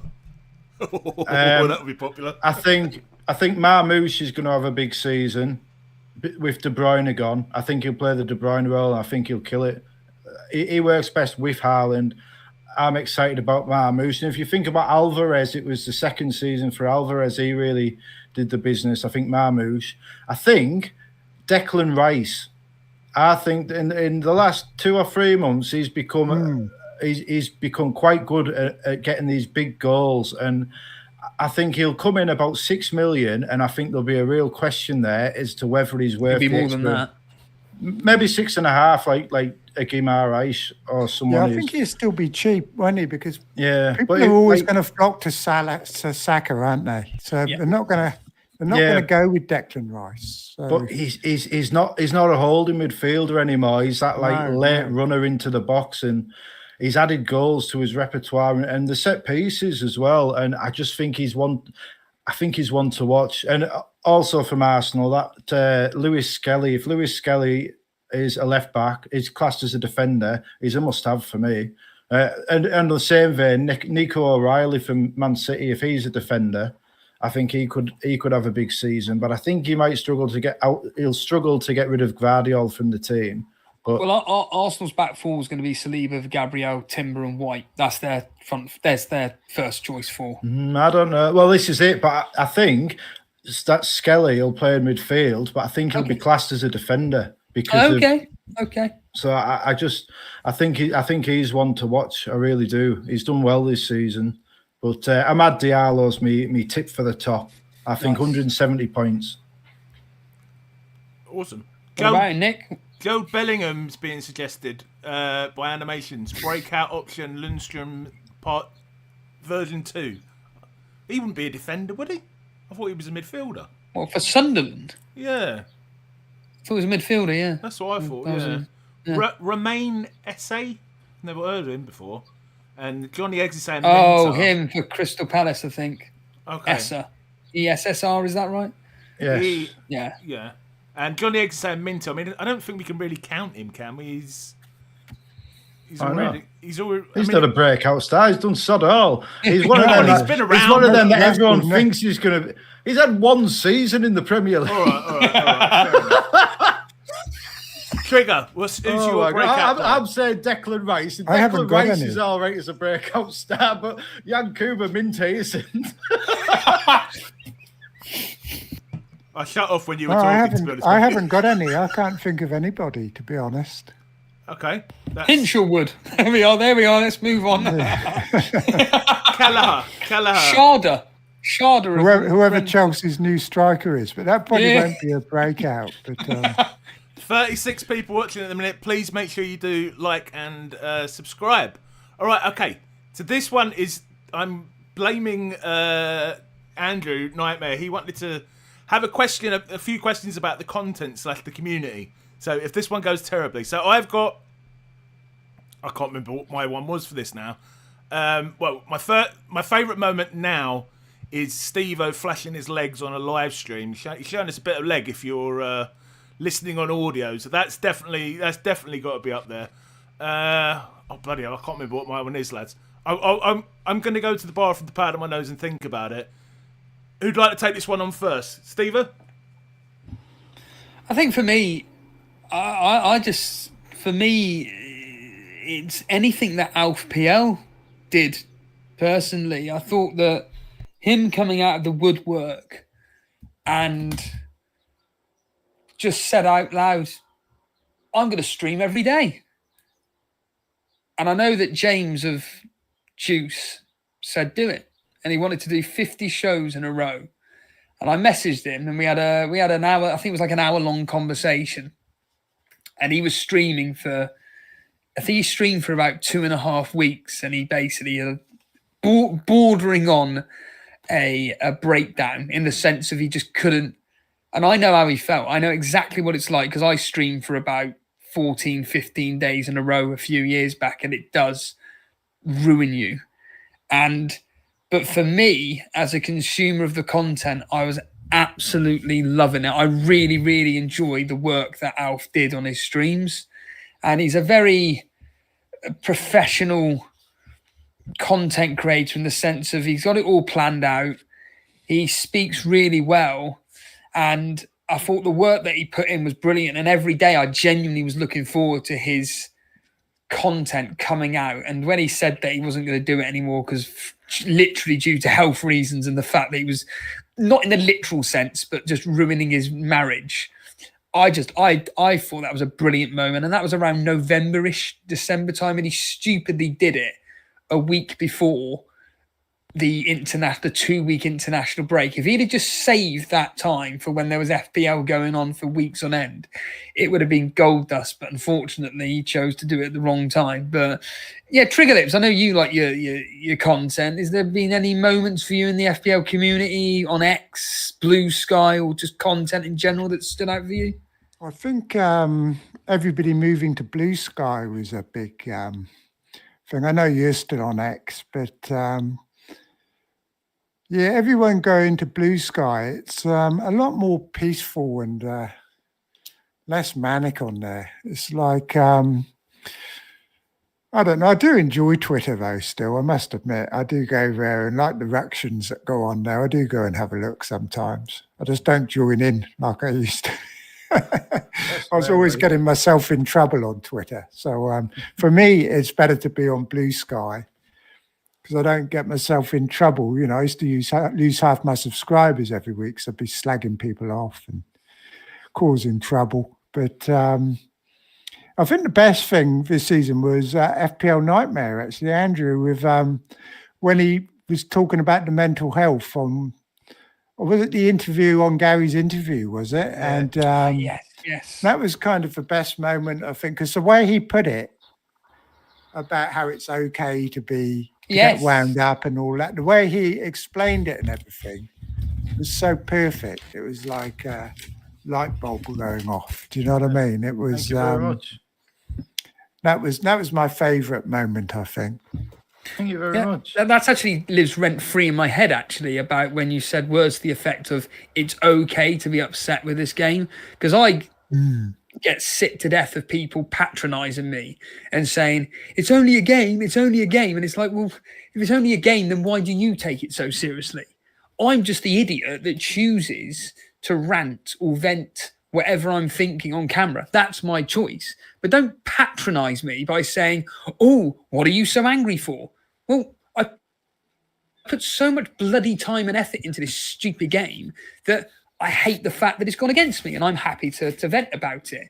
But there's nothing wrong with that. And I think Andrew, like you stated, Nick, summed that up brilliant in your interview, Gary. And Andrew, do you have anything to say about the impact of that specific interview itself and the words that you said? Yeah, I mean, it's funny because this is actually what I was going to say was one of my favourite, most surreal moments. Was like sat there playing Legend of Zelda on my Nintendo Switch, and I've got the black box on in the background, and then suddenly Az and Mark Southerns are there talking for 5 minutes about my interview with Gary, and it's so like Mark, Mark was like, as was saying, it's like one of the most important interviews of FPL he's ever heard. And Mark's like, this is, it's unbelievable. I'm thinking, how are these people saying this about, my conversation with Gary here? And it was lovely that I didn't get one person take the piss out of me to be fair, saying how much it matters to me. Yeah, Mark had shouted out a couple of weeks before how much he liked your content, because that's the only that was the thing that sparked me to get in contact with you. Yeah, I know. It's just so, but it was so surreal that they had this big conversation, and then they went back to it a few minutes afterwards, and I found out it was weird for me, really, But yeah, like I say, the nicest thing was not one person took the piss out of me. Like that clip, when I put the little clip on Twitter, which is not the most, it's quite a toxic environment. Not one person took the piss out of me, and I think the clip went to about 40,000 people or something. And I don't know, it was nice. If it made people feel okay to care about the game, then that's a good thing. That's what I was hoping for. It's like my wife, she has an allotment, and if she came home and she was upset because the plants hadn't grown properly or something, I wouldn't sit there and say, "Oh, well, they're only plants. Why do you get so upset about it?" But we're putting the same amount of time into this game, and so why shouldn't we be upset about it if it is upsetting us? You know what I mean? I don't know. I just think, in general, people should feel okay with saying this upsets me and I care about it. And I just don't. Yeah, I'm waffling a bit because you've taken me by surprise here, Trigger. I think it was the way you expressed it. It was so clear, and I think it resonated with all of us. And yeah. Pretty much. It was just the way it happened, wouldn't it? I remember that because you'd been on Black Box were talking you up, and you were having your moment in the sun there, weren't you, that week? It was a strange time. But, it's quite mad to think that you and Gary have only been around for at best a year. At best. And it's not that long. But you already feel like part of a small little tiny community. Yeah, I mean, it's crazy to me how comfortable I feel just coming and sitting and talking to people on camera for we're hitting the 2-hour mark now, and it's this is only I think the 4th time I've ever been live on camera in my life, and it just feels so easy, because all you have to do is sit there and be honest and try and make people laugh and make them smile, and maybe talk a little bit of FPL in the meantime, and I don't know. I just really like it. It's been a special season for me. So, I would also say, blowing smoke up Gary's arse was, I think, for me as well, a moment in the community was actually your first video you did about content creators. And the only reason I found out about it is because someone tagged me. I think it was John tagged me on Patreon, and literally my response is, I don't really give a shit. I don't care about someone's random opinion about content creators. And I thought I'd give it a go out of respect to John. And I clicked on, I thought, oh, it's an hour long. Oh, actually, I'll listen to this when I can at work. And credit to you, Gary. If it wasn't for that video, you wouldn't be doing what you've been doing this season, would you? No. It was basically got picked up, and then you invited me on Elite FPL.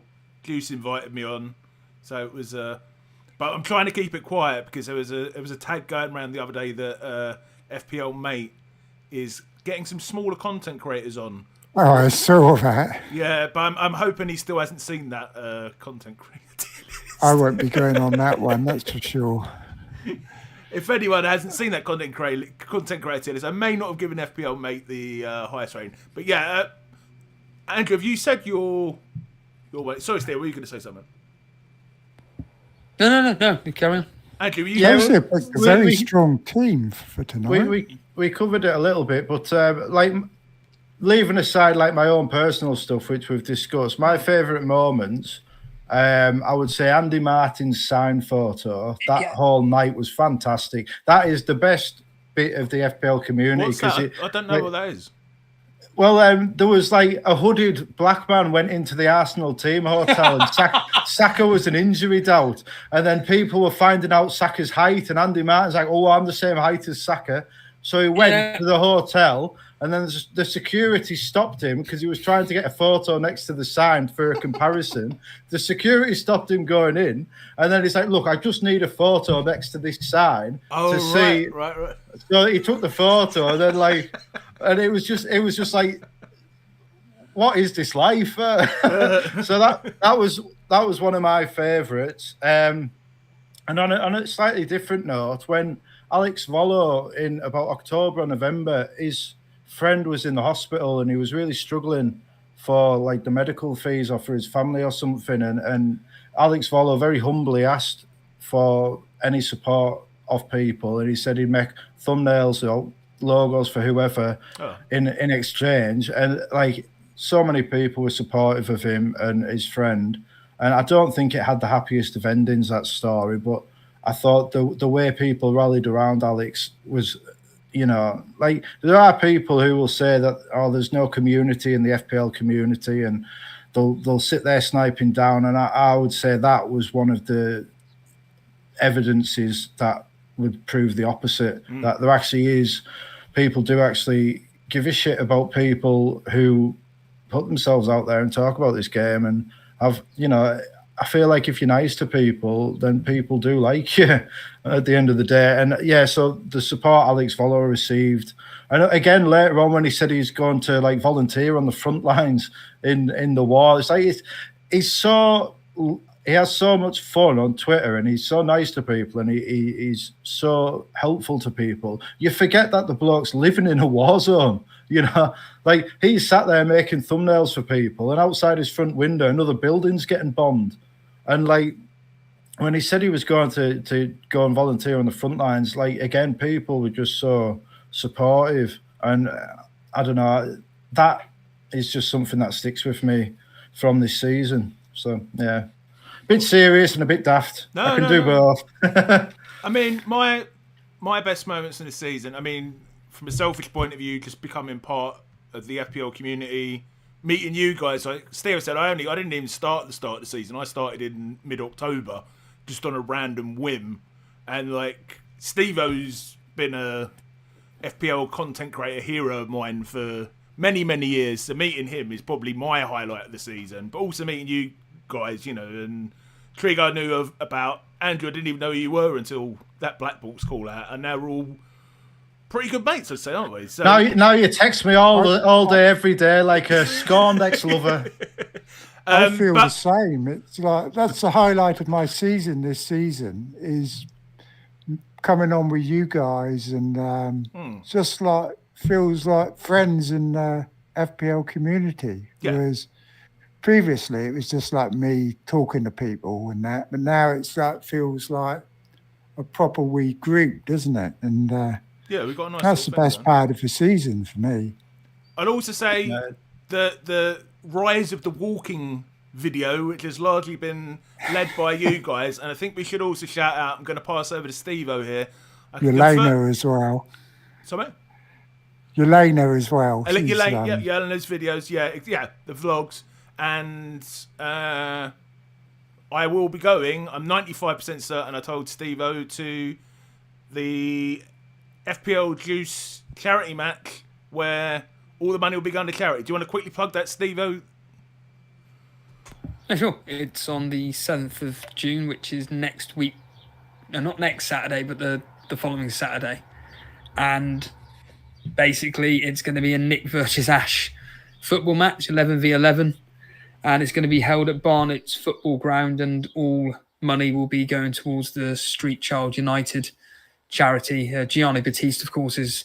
I don't know if he's actually... I think he is part of the team behind the charity, or certainly one of its is it adversaries or something. I don't know what the bloody word is, but Advocates. Either way, the point being is that FPL Juice, thanks to James of Launchpod Studios, they are going to be holding an event at Barnet Football Ground on the 7th of June, and everybody's welcome, friends, family, whoever, and all donations are going to Street Child United. So yeah, it's going to be a lot of fun.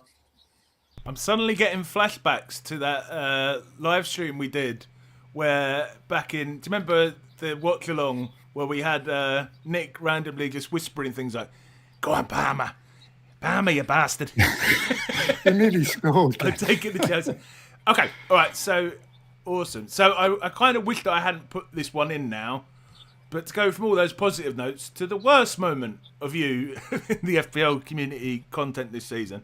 I'll just read out a couple of comments. Shax is saying his favourite moment was the Elite FPL stream where Jason didn't know the scores. His reactions to his players being sod all after being sent the highlight links from Steve-O was brilliant. Hoping to see more of those vids. Comedy. Yeah, Christ. Forgot about that. And you are going to be doing a stream with Jason tomorrow night, aren't you, mate? Yeah, I know. Yeah. Just thought The mystery man. Forget Ray. Yeah. Forget Ray, the guy that's banned from apparently funny enough, the FPL community that's so good. Can't stand Ray. You set up a fundraiser for... No, in all seriousness, yeah, Jason is agreed to do an end of season conversation with me on Elite FPL tomorrow. We're going live at 7:30. We're going to be on for about an hour or whatever. It's not going to be anything like this. It's going to be two mates chatting absolute twaddle, mainly probably about Man United, to be completely honest with you. I've got nothing to say about FPL. I'm probably just going to be interviewing Jason, to be completely frank. I'm going to send him over a list. I want to talk what I want him to talk about on air. And it's going to be predominantly about Jason because he's not been on any videos for 8 weeks, I think. And it's going to be, I think, a bit of a treat for a lot of people that are fans of Jason and are able to get a point of view from him regarding the reasons basically why he just gave up on FPL, the reasons why he's hated Man United. I mean, it's stating the bloody obvious, but he's always very interesting to listen to when it comes to discussing Man United. So, yeah, if anybody wants to come along for the ride tomorrow at 7:30, by all means. I will have to watch it on playback when I'm working tomorrow 24 hours. So when it gets to bedtime, I'll watch it then. Yeah, unfortunately, I'm on holiday tomorrow, but I'll definitely be listening back with keen ears. Right, I'm going to jump in on this one first because I struggled with this one. So before anyone else takes it, maybe a good moment for FPL itself going forward, but my worst moment of the community was Mark Southerns leaving Black Box. Oh, right, you know, I know people are saying, you know, it may do good for FPL. If you listen back to the interview that I did with Granville, which came out yesterday, he seems to think it will be. But for me, you know, my enjoyment of listening to FPL content went down severely during his 2-year break. Oh, for fuck's sake. I don't get that. What's happened, Trigger? Something's happened, Gary. What's happened, Trigger? Come on. I reminded It's a lovely tribute to Mark Southerns. I reminded him that Mark really Southerns. I reminded him that Mark Southerns has left Black Box, and this is how he reacts. He can't handle it. Fuck's sake, it's more of the Andy Duff if it's innuendos. What happened, Trig? The other team has scored. Oh, okay. Anyway, let me get back. Well, too. Let me get back to Mark Southerns. Yeah, and obviously, you know, I've not got a relationship with him, but he's come on my interview channel. You know, it's the most. So you know, I've got a bit of a personal connection there. Just, you know, he's a legend. Anyway, I think the fact that I've interviewed pretty much all the biggest FPL content creators now, and I'm not saying it's like a popularity contest, but I do look at that and think the number of views it's got, he's got double the amount of views of anyone, you know, and I think that shows the love for him in the FPL community. So, although, you know, I'm glad that he's going to be in FPL behind the scenes, my worst moment of the season was the moment he announced he was going to leave Black Box. Yeah.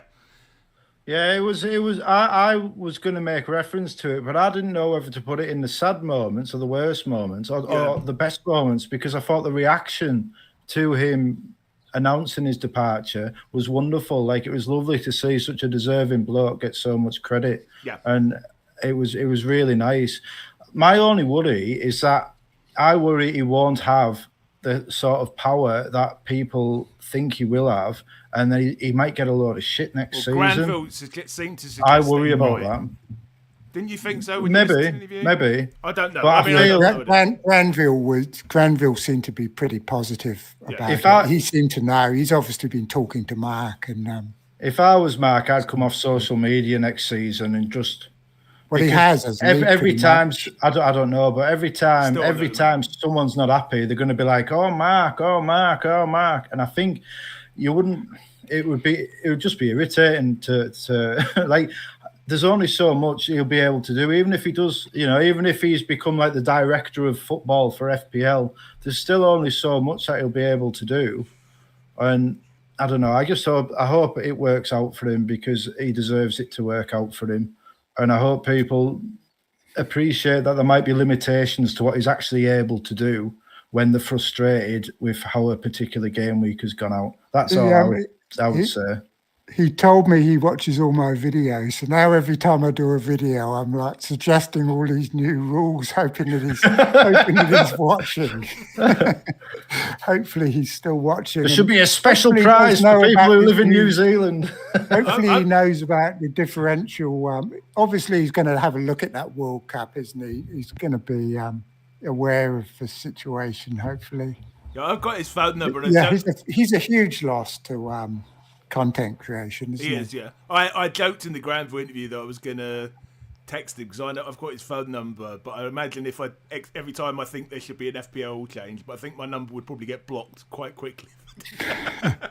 Andrew, what is your worst moment in community content this season? Right, this is gonna be a bit selfish, but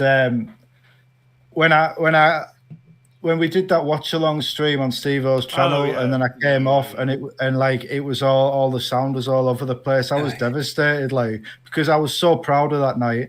It was my first ever live streaming, and I thought we killed it as a group. I thought it was sensational. It was so funny. It was entertaining. We all played off each other so well. Jason burned his nads. It was fantastic, and then I come off and all the sound is delayed and it was just such a. You couldn't watch it what back. A shame. You couldn't watch it back, could you? I tried. It was such a shame, and I just thought to myself, why didn't I think to record it on my computer as we're recording, screen grab it or something, and then if we could have just uploaded it afterwards or something, and it was just. So when I say worse, it was just such a shame because I feel like people that watched it seemed to enjoy it, so that was good.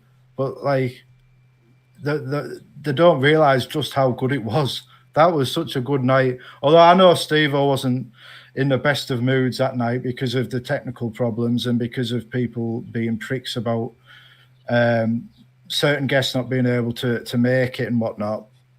But. No, for me it was a special night. And in a way, it's quite nice that only those that were there realised just how special it was because it's But for me, it was such a big confidence boost as well because for that to be my first ever live stream and for it to go so well, I was so waiting for my wife to get, look at this, it's gone so well, and then my voice is about 30 seconds behind my mouth moving, and it's I kept turning into a green blob screen, didn't I? Which was really do that all the time anyway. I am a green blob. Yeah. And that's why I'm... So, yeah. Yes, I mean. I mean, I could say, I don't really want to, be negative about other people or anything. But yeah, that for me is... The worst moment is that people didn't get to appreciate how good that night was in the way we did. Because it was a really special live stream, I thought. Steve-O, what would be your worst moment this season? I'm not going to give too much air to this because I can't be bothered to talk about it, but I just think certain toxic people in the world of X need to be wiped off the face of the planet, to be completely frank with you. I've got some very strong opinions on these individuals that cause particular hatred towards certain individuals, and I think it's absolutely disgusting in my opinion, but we're not going to go over that anymore. I think for me, again, from a selfish point of view, because at the end of the day, I don't watch content. I'm not going to really slag content off. I may have my opinions on what I think of content, but I'm not here to discuss that really. I can only talk from my own personal point of view because I choose to watch content like your guys. And I think that for me, it was when I did that recording up at Dartmoor, just up the road. And I aired a lot of views about the FPL community. I was pretty brutal about it. I still stand by it. I'm not going to deny it. I'm not going to sit here and pretend that I was just saying it for the sake of it. No, most of the things that I say is, in fact, all the things I say is pretty much true.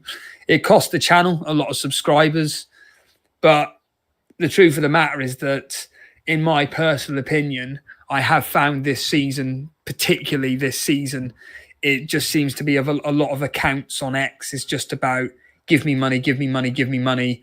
I'm writing this thread because I want your money. I hate it when people don't do things because they want to do it. They do it because they're getting money for it. And I think that's the worst reasonings for doing something. And I do find that in the ex-FPL community, I do find that a lot of profiles, they do a lot of things for their own monetary commodities or whatever the bloody wording is. Help me out. You're intelligent men. I know what you mean. Yeah, they do it for their own selfish reasons, basically, rather than actually wanting to do it. There are obviously channels out there or profiles out there that actually do things for the good of the community, but most of the time, unfortunately, a lot of the things that they do is just for engagement farming or traffic farming, whatever the word is. And I don't like that whatsoever. And I hope that it won't vanish. I know it won't. But I'd like to think that it may skittle off into the sunset one day, but I know it won't. But yeah, I think mainly for me, the whole thing of unfortunately having to, due to reasons I'm not going to go into, but the fact that I've had to do a lot of solo videos this season has been very, very hard. And yeah, that's been my worst moments for this particular season. Couple of comments. Hamid Hussein is saying Steve-O, who is Ray, and Combe is saying Hamid, give him his proper name. Me and Ray. Steve-O loves it when I do that one. Nick, what are your worst moments in the community or content this season? I think seeing Nightmare half naked in his bed the other night is going to take some wiping out from. It's a bit traumatized, to be honest. You like my shoulders. I'm not fundamental Christians here. That's a pretty solid tattoo you got there on your arm. Yeah, they're all cover-ups as well. Skin there. They're all cover-ups as well. I'll say it was even worse, though. Do you remember that one Yelena did when she was abroad?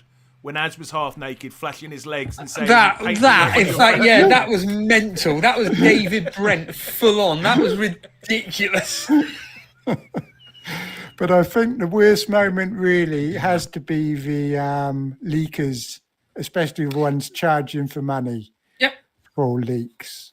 Preying on the community, basically, aren't they? Charging and getting it wrong. People's fear of missing out on the leaks is like leading them to go and actually join these things. And it's all bad. And that's the worst aspect of the community now, I think. It's settled down a lot. The wars that used to go on Twitter, they don't really happen much now, do they? But some of them were quite funny. But the leakers are the worst thing out there, I think. Okay, let's get off this one and go to a bit more of a positive topic. Steve-O, you can't say the same person twice. I did hear you said before I went to the toilet. Your most underrated FPL... I've got another one. Okay, well, I'm gonna try and think of one because this is difficult for me because I've had a lot of these people on my channel. You know, I've had a lot of the big guys, but I've also had a lot of the little guys. So I feel like I can't name someone who's been on my channel because then anyone else will be... I'll let Steve-O, you go first. For me, it's FPL Juice by a billion miles. I think that... I know me and you have had private conversations about this, but... at the end of the day, this is just my opinion. I think FPL Juice are one of the most underrated channels out there from an FPL standpoint. I know their show is half FPL, half Vulcan, half FPL, half entertainment. Right? We know this. We were texting each other during the deadline, weren't we? Saying they barely had 20 viewers and above average FPL. And I've got nothing against above average FPL. They're brilliant. They've both been on the channel. They had 1,000 viewers while they were eating chicken for an hour basically, and they deserve their amount of viewers, but the fact that FPL Juice had 20 viewers around the same time was, to me, ludicrous. Yeah, Elite FPL and FPL Juice have had a very, very, very similar journey in the sense of, unfortunately, we're just shadow banned. I'm just going to say it. We are just shadow banned. The algorithm absolutely detests us. In fact, by pure coincidence, get your bingo card out, Gary. Mind Pump were talking about the old social media influencer called Liver King because he did a Netflix documentary. Anyhow, in that documentary, they talk about the fact that he paid for people to break the algorithm on Instagram, YouTube, etc., and they did it. And that's what you've got to do. The only way you can succeed on these platforms is by just breaking an algorithm, and you must not go against what the algorithm or whatever YouTube are inputting in their rules. Anything that we're saying now, it will not push your content. You must not say in the first 20 seconds of the video, we're live. Don't say fuck or bugger. Yeah, and for me, for FPL Juice to essentially be, let's not meet about this year, be punished for being them. I classify Nick and Ash, like, I'm not suggesting for 1 minute I'm messaging them every day, I'm messaging them every week, but I feel that when I'm in there, and James is another underrated member of the staff there, but if we're just focusing on the main two, Nick and Ash, I classify them as really good mates. Anytime I'm in their company, it's one of those where I could talk to you for 3 hours. When I go to the studios, I'm made so welcome that I don't even feel like I'm even on camera. I just feel literally that I'm with a bunch of friends that just want to talk about subject matters which we're passionate about. And ironically, whenever I'm on Juice, I think I'm one of the few people that actually will happily talk FPL for 3 hours. The majority of the guests, they don't want to do it because they spend 4 or 5 times a week talking about FPL. You then have Nick and Ash, who, to be completely frank, couldn't give a fuck about FPL, so to speak. But then there's me that actually, I want to talk about FPL. I want to talk to Nick, Ash, and whoever about the game itself. And I love the format of the show. I think they've nailed it brilliantly. I think it's such great entertainment. And I know what really goes into the show. And I just think for what they do, to get no appreciation, really. In my opinion, I don't think they get enough appreciation for what they do. And I'm not going to go into real deep conspiracy theories, but sometimes I will say that the reason why certain channels pick up a lot of traction is because certain larger channels will talk about other channels on a regular basis. I'm not going to name names, but I see it all the time on X. A lot of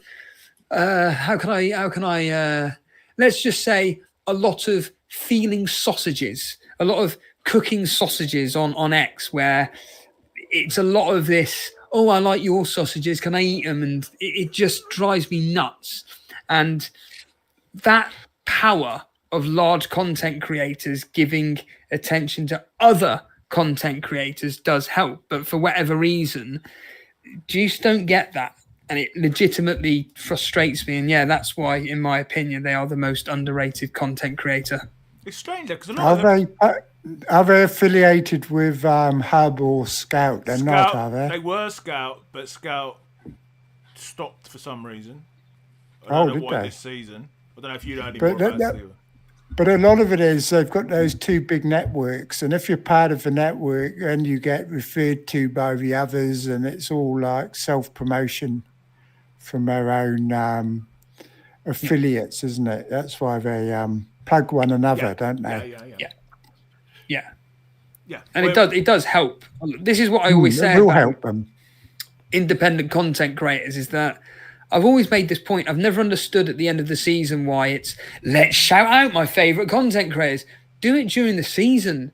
I don't give a fuck about you shouting me out now, because it's the end of the season. No one cares. But during the season, while you're actually consuming the content that you're enjoying, record off the screen. Oh, there's a funny moment that Andrew's done. Upload it to the internet. Oh, there's a stream going on that I enjoy every single week. Just press one button, share, done.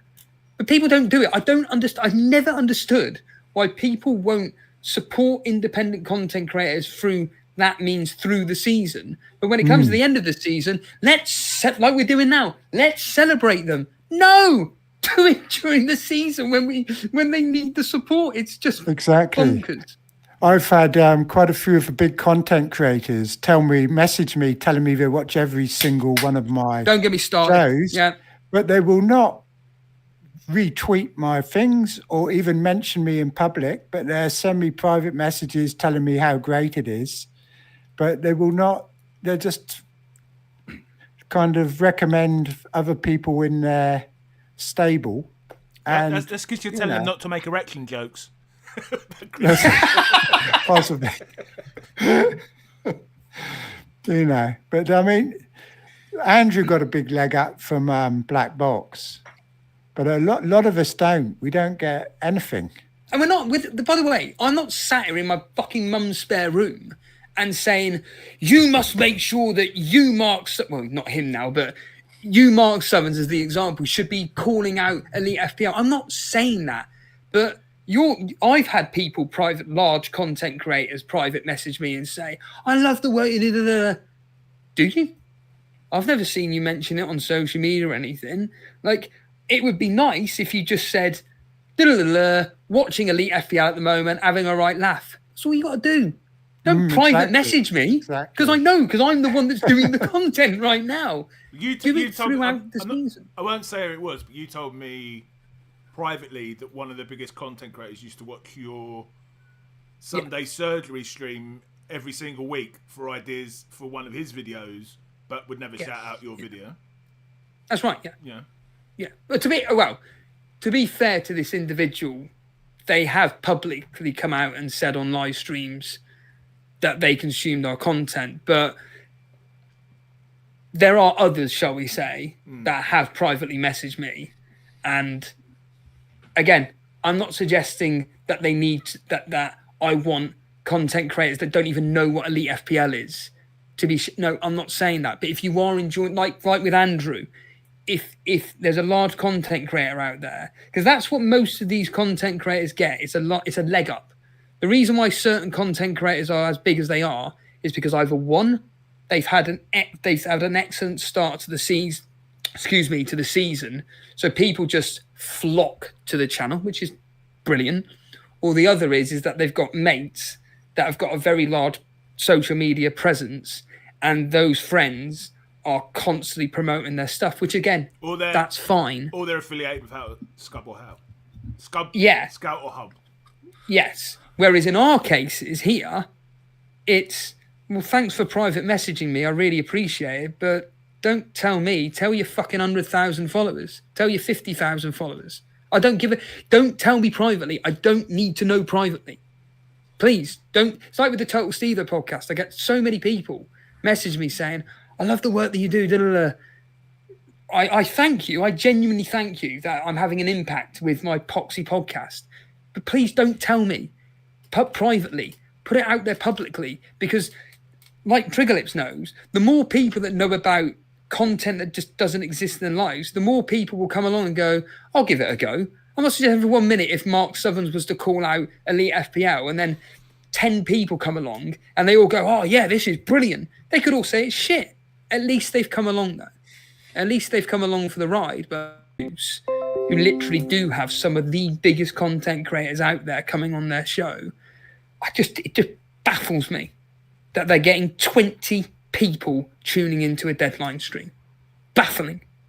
I'm hoping we're still live, lads, because I just had a thing that OBS disconnected and then reconnected. Yeah.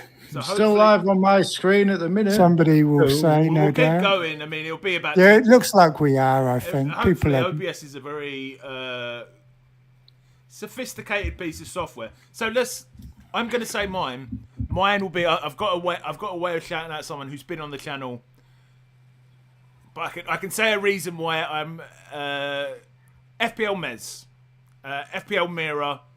She's a female content creator. There's not a lot of them out there. She is as good with talking about FPL.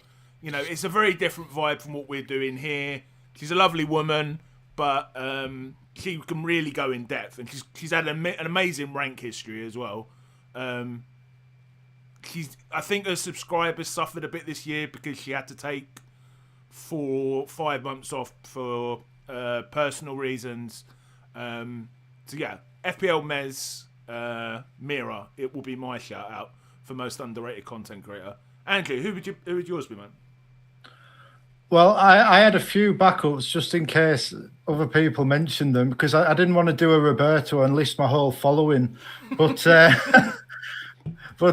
well, Roberto, I would actually say is one of them. I think he's a lovely lad, and he's so supportive of everyone, and that's what I noticed. Like, he was in the chat probably for about 2 minutes saying, "Oh, go on, lads," boosting it in the algorithms. But he'll watch it back later. He will.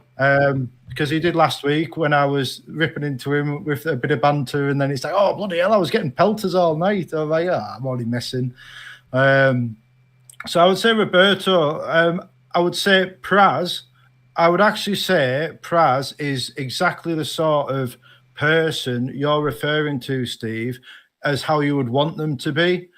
Like, in the sense, like you say, why don't the big names shout people out? I think Praz does that.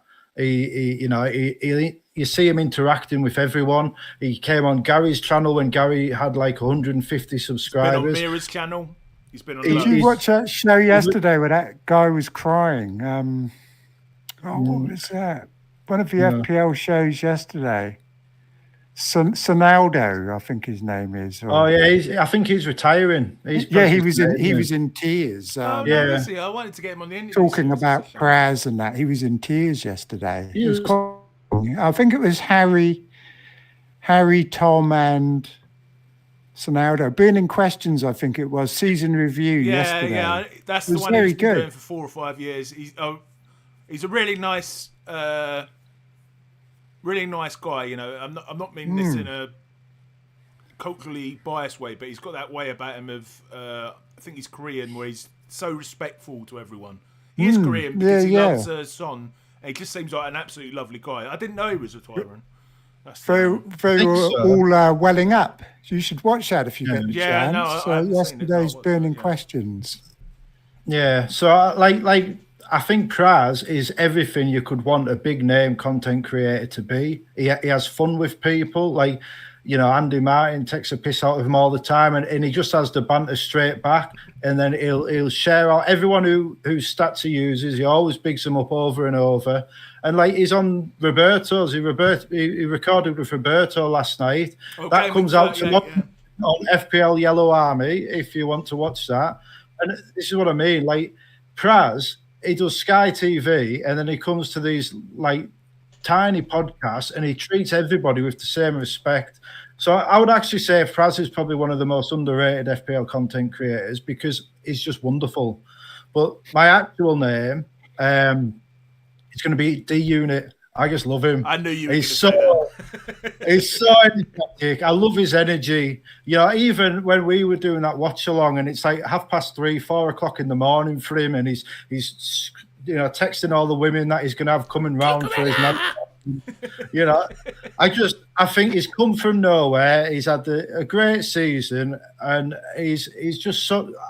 I just enjoy his energy. I think he's so much fun, but he backs it up with insight. He takes risks, and he would be the one I would get onto. And I've been saying for weeks, every chance I get, watch D Unit. I love him. Yeah, I mean, even Steve-O said he'd never watch the Deadline stream, but he's watched a few of his because you can it's not boring, basically, Steve. Without putting words in your mouth. Yeah, it's just a regular guy. A lot of people on. I'm not just talking FPL. I know I say that line a lot, but a lot of people on YouTube, again, they adhere to the algorithm because they don't want to be caught out doing this, and this. And with him, it's just a regular guy going through his emotions of picking players, teams, giving advice, etc., and it's relatable. Basically, I can connect with the guy. I'm not thinking to myself, you're a fake, you're pretentious, you're just a regular bloke in Australia talking about a game that you're passionate about, and that's what you want. That's why I get on with you three, is because you just talk about a game, and most of the content creators that I enjoy are ones that talk passionately and aren't pretentious. basically is the word I'm looking for. That's what you want. You want human content, not this robot, basically. Yeah, Trig. exactly. Sorry. Yeah. I've got to go downstairs guys, again quickly. My basically. sister's just texted me. Sorry, Nick. I'll be back in like 2 minutes. I think Yeah, something's going on yeah. downstairs.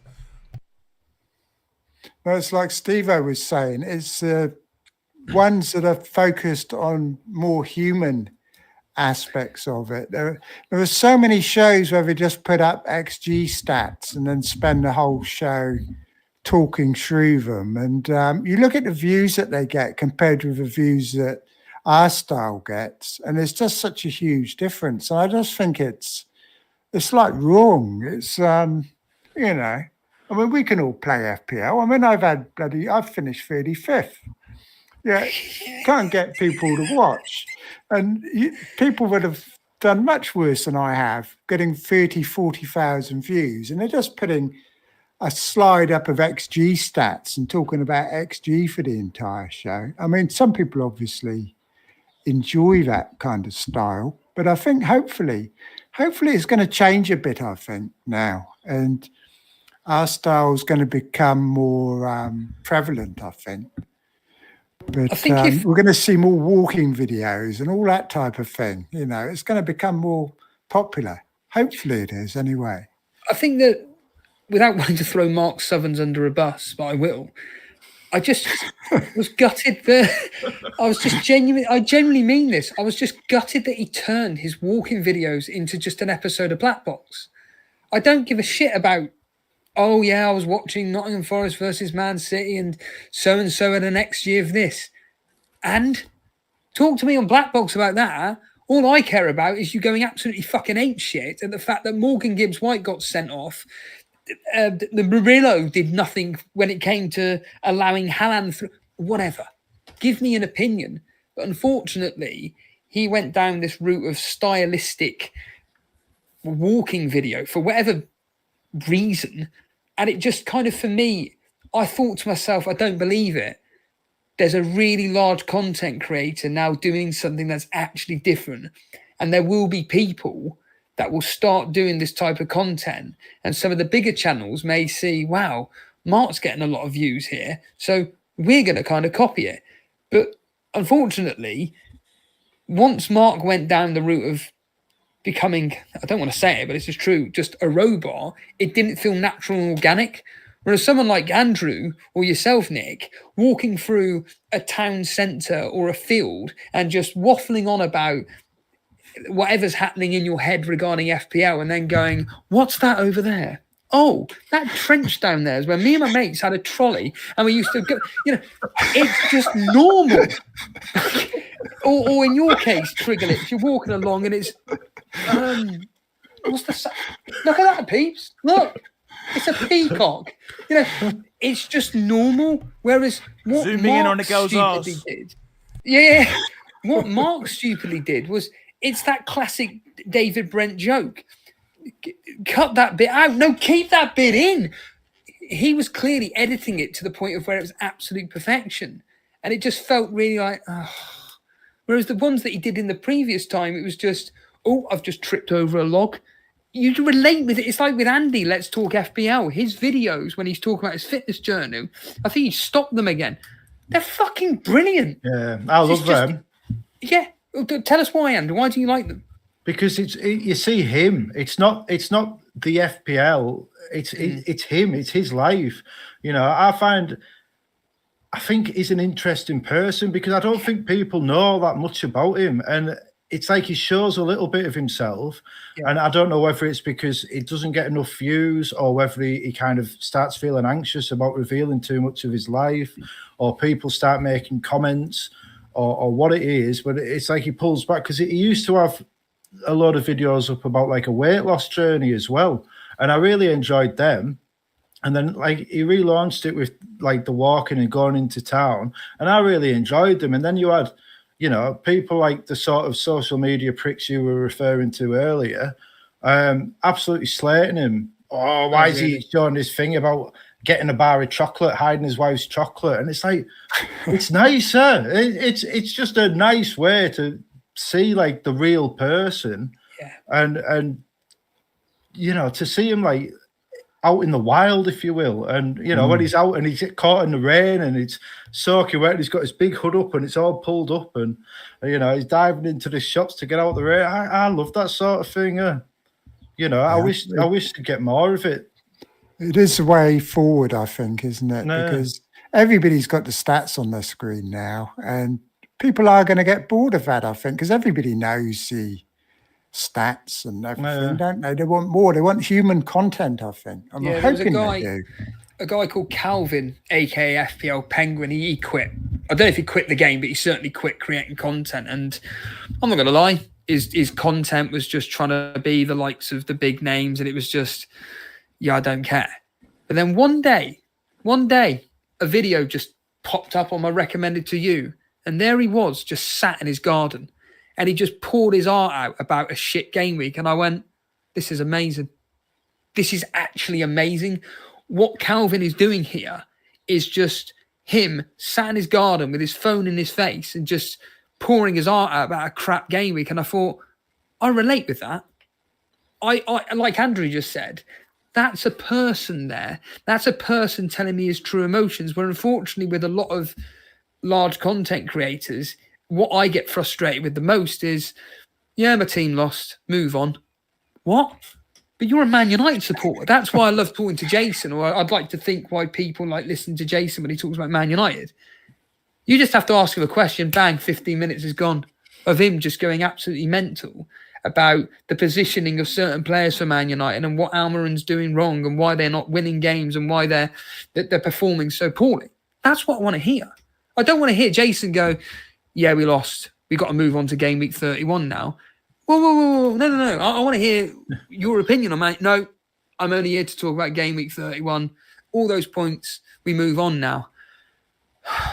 It's just really boring. It's just not interesting. Whereas the human side of things, I think that's why a lot of people that enjoy that kind of stuff like it, is because it's them being them, and they're talking about a hobby, ironically, that we all enjoy.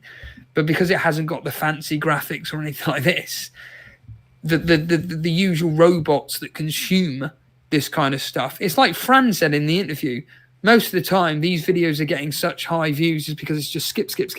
What's he doing? Oh yeah, skip. What's he doing? Yeah, move on.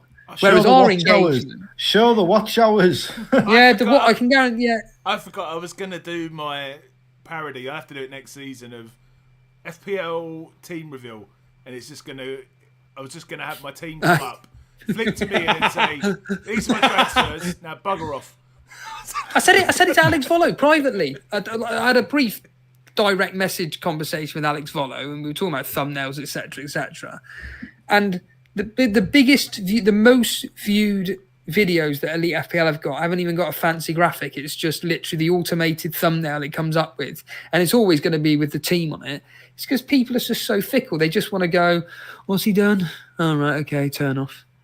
FPL, to be fair, is one of the most hardest types of content to be successful at, in the sense of, in the for instance, the gym world, you can be pretty successful at it if you've got a decent body and you can talk to the camera about what you're doing and why you're doing it. Bang, you're off. In the world of heavy metal, if you want to do some vlogging about going to a festival, you just go to a festival, make sure you're taking fun videos of yourself, having a laugh with your mates and just enjoying the festival and explaining why you like the festival. Bang, you're off. FPL, it's not that at all. It's just tell me what to do. And it's always been like that. That's the problem that I've always had with FPL content. And that's why I'm literally next season, I've already openly spoken about it, so I'm sure we'll speak about it tomorrow, but that's why next season anything from Elite FPL is on my terms. It's just I'm going to record a video, done. None of this scheduling, because none of it works. None of it worked for us, the independent content. And I do thank Nick for this. None of the independent content creators are ever going to get up there with the tens of thousands of subs. It's going to be your hardcore niche audience, and your hardcore niche audience just likes it when they open up YouTube at some point, or they put on the internet and an icon pops up and it says FPL Nightmare has released a video. Brilliant, because you know you're going to be entertained. And next season, that's what it's going to be like for Elite FPL. It's just going to be, I've got a decision to make out of Marmoush or Haaland. Who do I go with? Oh, I'm at Heathrow Airport at the moment. Whip out my phone. Blah, blah, blah, blah, blah. Done. Upload. Clear off. And that's what I will be doing next year. Gary, I think we've been ranting. I know.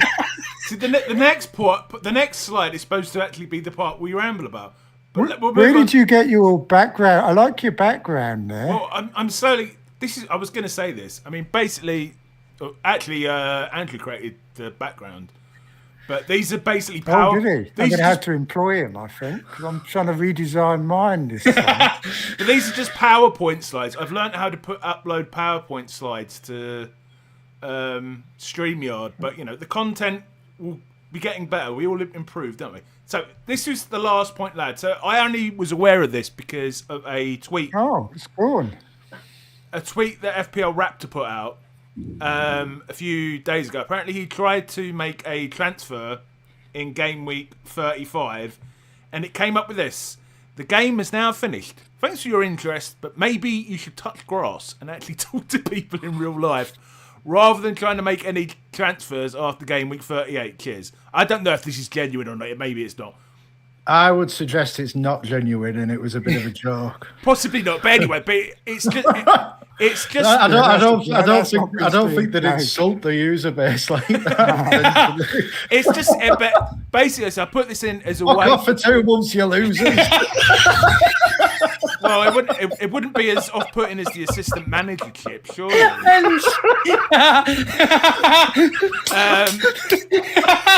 That's genius. Right, so lads, it was a way into this discussion, right? So August the 14th is when the game releases. Sorry, when the new season kicks off. We'll assume that FPL is not going to be out for at least another month and a half. What I wanted to ask you to finish off is, do you miss FPL when it isn't here?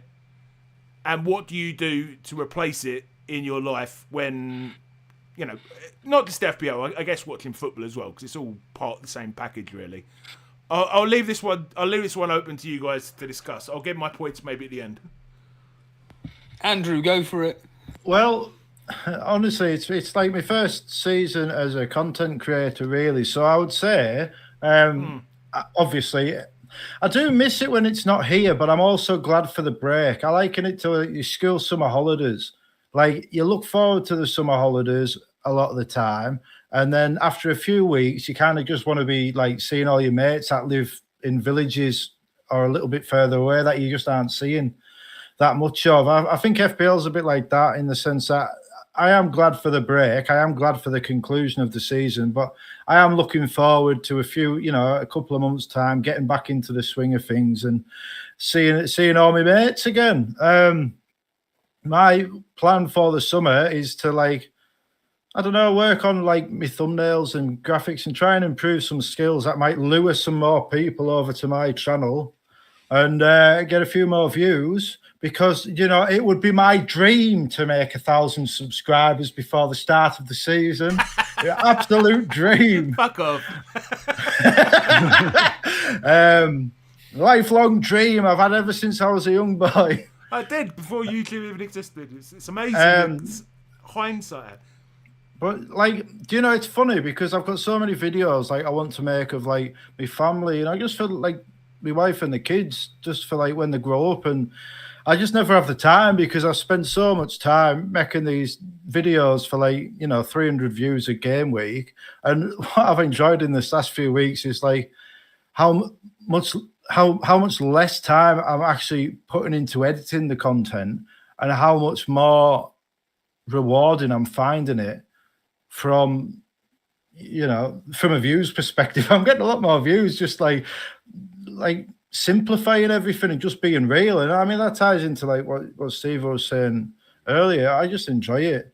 I enjoy when I see people being real, and maybe I'll not reach the 500,000 subscriber mark and displace Let's Talk FPL as the king of content creation, but I feel like I'll maybe make a few deeper connections along the way because of the way that I do my videos, and I think you lot are the same as well, to be honest. You don't see you don't see a lot of the big names doing this sort of content, and I feel like that's the next step really for them. And I'm getting off on a bit of a tangent here, but I would like to see, like, for example, Let's Talk Andy come on one of these one week just on a small channel and just have banter for 2 hours with other people. Can I just say on an unrelated note, it is my lifetime ambition. When I was a toddler, I used to dream of getting to 1,000 subscribers on YouTube. So if you can help me by hitting that subscribe. There you go, Gary. You got your parody. That's my parody. There you go. I had another one, but it might cut a bit too close to the bone to do on live YouTube, so I won't do that. Okay, mate. You can tell us when we're finished. Yeah, Steve-O. But so this summer, to replace thinking about FPL, I'm not going to replace it. I'm just going to think about how to make it better and try and get a few family videos made. And I don't know, maybe I might even spend some time with the wife and the kids, but I'm not sure about that one yet. I'll tell. I know I sent you Steve-O and Andrew the video last night. I've hit this activation thing, which now makes all my videos available in Japanese and about 9 different languages. And I uploaded a video, which isn't out yet, of me and Let's Talk FPL Andy for a clip thing I'm doing. And listen to me and Let's Talk FPL Andy last night, basically talking in Swahili, Japanese, Indian. It was the quite markets amusing. which don't play FPL. You want to be targeting Punjab, Hindi. Hindi's one of them. Eh? Hindi's one of them. Anyway, Steve-O, are you going to miss it? I won't miss the game, but what I will miss is the content from TriggerLips, Andrew, yourself, Yelena, and Juice. I'll definitely miss that.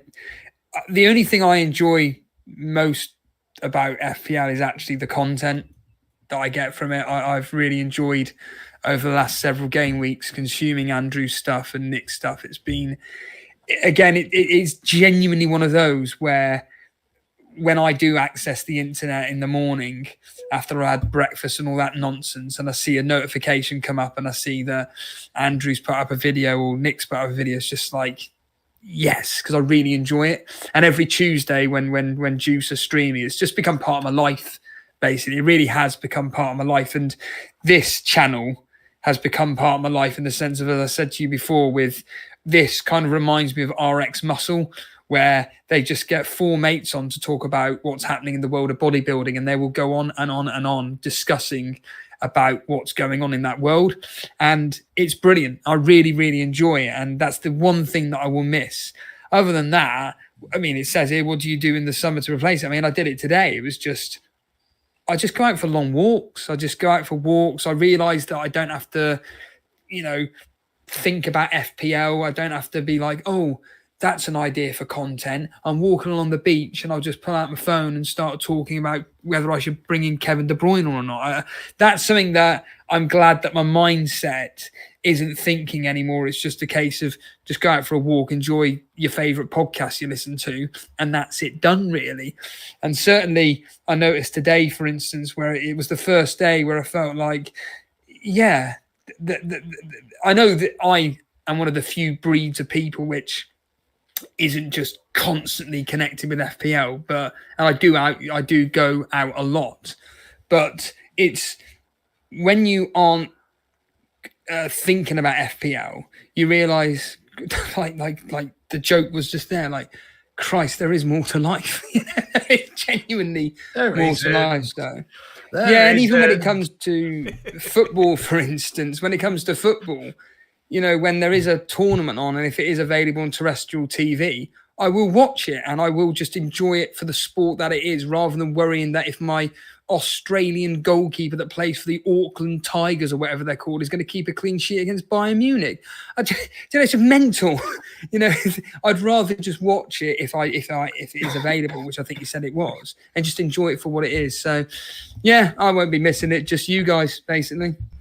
Yeah, same to you, mate. I'll give a brief channel update while we're here. As you mentioned that, Steve-O. So I am planning. I'll still do game week reactions going forward, but I'm thinking about. I've ran this past Andrew. I'm gonna make this a proper podcast next season, like a preview type thing, and I'm going to call it the FPL Pubcast, with the idea being it's just blokes sitting around having a chat about FPL. I know lots of FPL content creators, I'm not going to name them, claim to be that, but then when they show like XG tables for 5 minutes, it slightly takes away from it.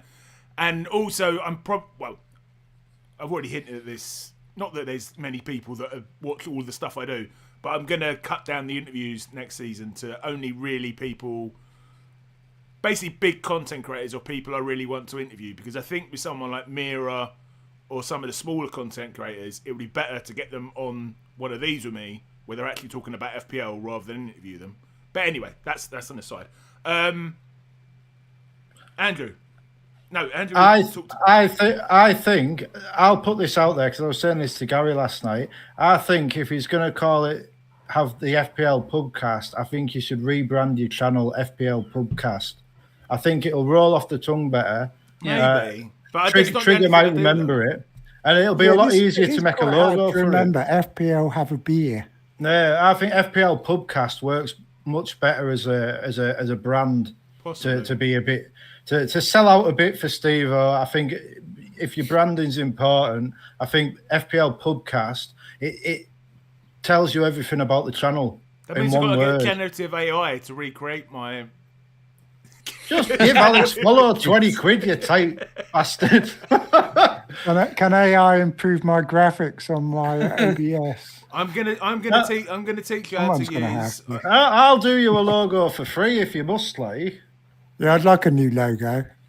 Yeah, no, I'm gonna teach you how to use. One that's actually round. I'm gonna teach you how to use StreamYard over the summer, Trig. You'll be doing all sorts of stuff. Things. Trig, what's your opinion? Do you miss FPL when it's not here? Well, not at the moment. I'm looking forward to not having to get up all night is a big thing for me, because it's FPL's really disruptive for me. You know, it like affects my sleep and everything. So I'm quite looking forward to just chilling out for a bit. But I am planning on doing a weekly video for the entire summer period. But what'll be in it, I don't know. You know, I might do some walking videos talking about how I'm missing FPL or not missing, you know, anything. Are you going to do the World Club Championship? Yeah, I am. I'll be talking about it, but I'm not doing like a proper coverage, if you know what I mean. I won't be having XG stats of players I've never even heard of and all that rubbish. Do you know what I mean? The captaincy clues.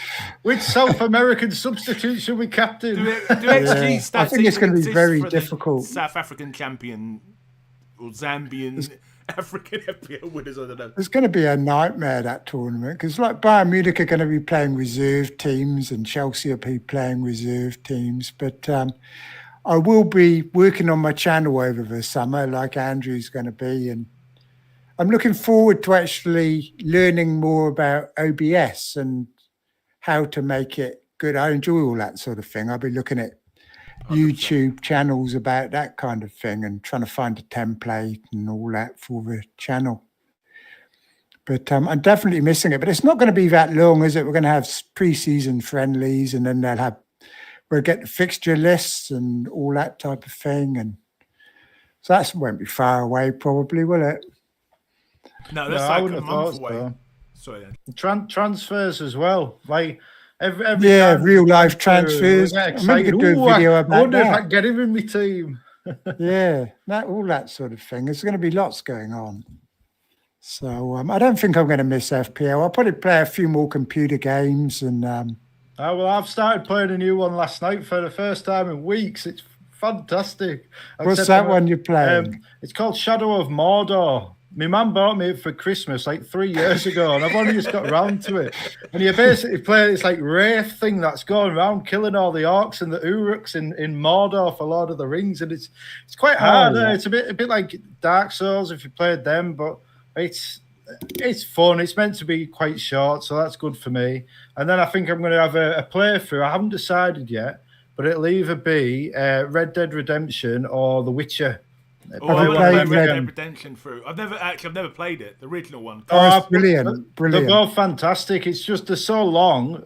I need to pick which one I want to play again for the most. Red Dead Redemption's fantastic, isn't it? Yeah, I think that's my favourite game. I might do that because like the kids have seen my wife playing The Witcher, so if I get Red Dead on, they can see me riding around like a cowboy. Come here, Dutch.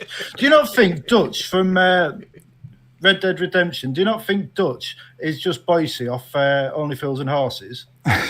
Honestly, put them next to each other. They're a spitting image. Spitting image. I bet because Rockstar are obviously from Scotland originally as well, who make the games. So I bet there's some Only Fools and Horses fans, and I thought we'll get Boise in on the act in secret. So the scenery is so nice, isn't it? In that on that. Yeah, well that's it. And like my wife was saying that she was doing something on. She's playing Kingdom Come Deliverance or something, and she's like, I was hunting for flowers. I was hunting a deer for about an hour last night. It was so relaxing. I thought, you want to get on Red Dead? You've got the legendary hunts where you can sit there and go fishing for 3 hours and do nothing. Like you talk about a different kind of computer game. You sit down, watch Roberto's list of people he likes, and then in 2 hours later, Roberto will finish, and you've finally caught the fish. Lads, I'm gonna answer this myself. A few people saying I should rename my channel FPL Have a Piss or Need a Piss. That's very good. So my answer to this is: am I going to miss FPL? No, I always enjoy the break. It always feels like ages, but I am going to miss it because I'm going to miss making content. I've made so many friends. I've had a few beers now. I'm almost on the verge of crying. So it's been such a lovely experience making content, meeting Steve-O, my best mate in FPL, meeting Andrew, meeting Nick, meeting Yelena, meeting all these amazing people. It's been brilliant. So I am gonna miss making content, but I'm either gonna replace it. I've started a film channel. Well, it's not really a film channel. It's like a film computer game review channel at the same time as I started this channel, and I've made about 3 videos for it. So I'm gonna. I actually watched the one you did with us about horror films and Yelena, and I watched a few of them afterwards, and I was somewhat underwhelmed by the ones that he rated the highest.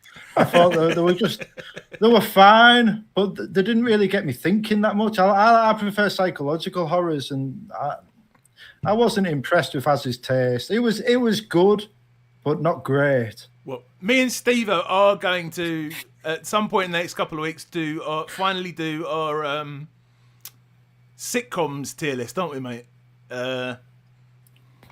Yeah, it's been in the making for about a year, a bit like mine and Shane's review of Extra's Christmas special. So that's what I'm going to be doing over the summer, and if I get bored doing that, I'll probably play computer games as well. I really want to play the Red Dead, because I never played it when it first came out. What will you be playing it on? I will be playing it on my PC. I've got a pretty high-end PC, so yeah, I'll be playing it on here. So I wanted to say to everyone, have a great summer. This is a very much one of my lecture slides when I've ended the module. Thank you so much. You're all great students. I don't mean that. Thank you so much for watching. Thank you so much for liking and subscribing. It really does mean the world to me. I mean, as well as meeting all you guys, obviously, people actually watching your content and giving you some love is a massive deal as well, isn't it, lads? I'll give you. I think I speak for all of us when I say that of all these things we've mentioned we're going to miss over the summer, the thing we'll miss the most is the support of you at home. You're the ones that get us going. You're the ones that give us these serotonin boosts when we see the view count rise. And your lovely comments are the ones that keep us going. And sometimes even your nasty comments fire us up to make those counter videos, to defend the things we believe in and the people we love. You make sure you keep coming back, because we're going to miss you over the summer. And we can't wait to see you in the late July, early August. We've still got 31 viewers, which is good. It hasn't fallen away. So you've been over 3 hours. I've got exactly. People have stayed. I told me, mate, I'd be around for the coffee an hour ago. I've nearly missed the whole of the Chelsea match. Lads, you've done most of the talking. I'm merely the arbiter in this conversation. Steve-O, anything you'd like to say before we finish? If you want to hear more twaddle like this, tomorrow evening, 7:30, with me and Jason on Elite FPL. I want to go bed. Oh, good. So there's more content tomorrow. So FPL's not even going to finish, is it? I can see it. We're all going to be on all summer, I think. There's Roberto and Praz in the morning as well. 11 o'clock. It's live on YouTube. Roberto and Praz on FPL Yellow Army. Nick, anything you want to say before we finish, mate? No, just fantastic as usual. And I hope it isn't the last of the season, really. I think there will be a bit of content coming out there. Yeah, I'm going to close this channel down until the game relaunches. But when it comes out again, I'm going to try and make 1 or 2 videos a week. I think I need to give my film channel a little bit of time, a little bit of love. I think. How many views do you get on your film channel? Well, I've got 28 subscribers, mate. By the way, if you would like to go and subscribe to my film channel, it is called, what the fuck is it called? Have a Beer Reviews, I think. What the fuck's it called? I've not made a bloody video. I've made 1 video on it all year. Oh my God. Magnificent. Awesome. Thank you so much, everyone, for joining. AJ Malik says, it's not a time to take a break, relax. This is the time of FPL revolution. We need to rally and make FPL increase the pool of players we can choose from. Well, I think this is the AJ time might of need to year when fill you out can a get tough- ahead. Everyone else is on the beach. Now's the time to strike for next season. I don't think we need an FPL revolution. I think we should just trust Mark Southerns to get the job done. it is. Yeah, we should. Yeah. Do you all think there will actually be changes this season? Because we had changes last season. There's always changes. I think There isn't though. It went about 10 years when nothing at all changed for about 10 years. Yeah. Craig, we need to I think finish. there will be something new. I think there will be. Craig, we need to finish. We're going for 3 hours and 10 minutes. Thank you so much, everyone, for watching. Have an amazing summer. If you don't go and see my film channel, Hippie says they've fallen asleep. yeah, well, probably. I will see you in pre-season.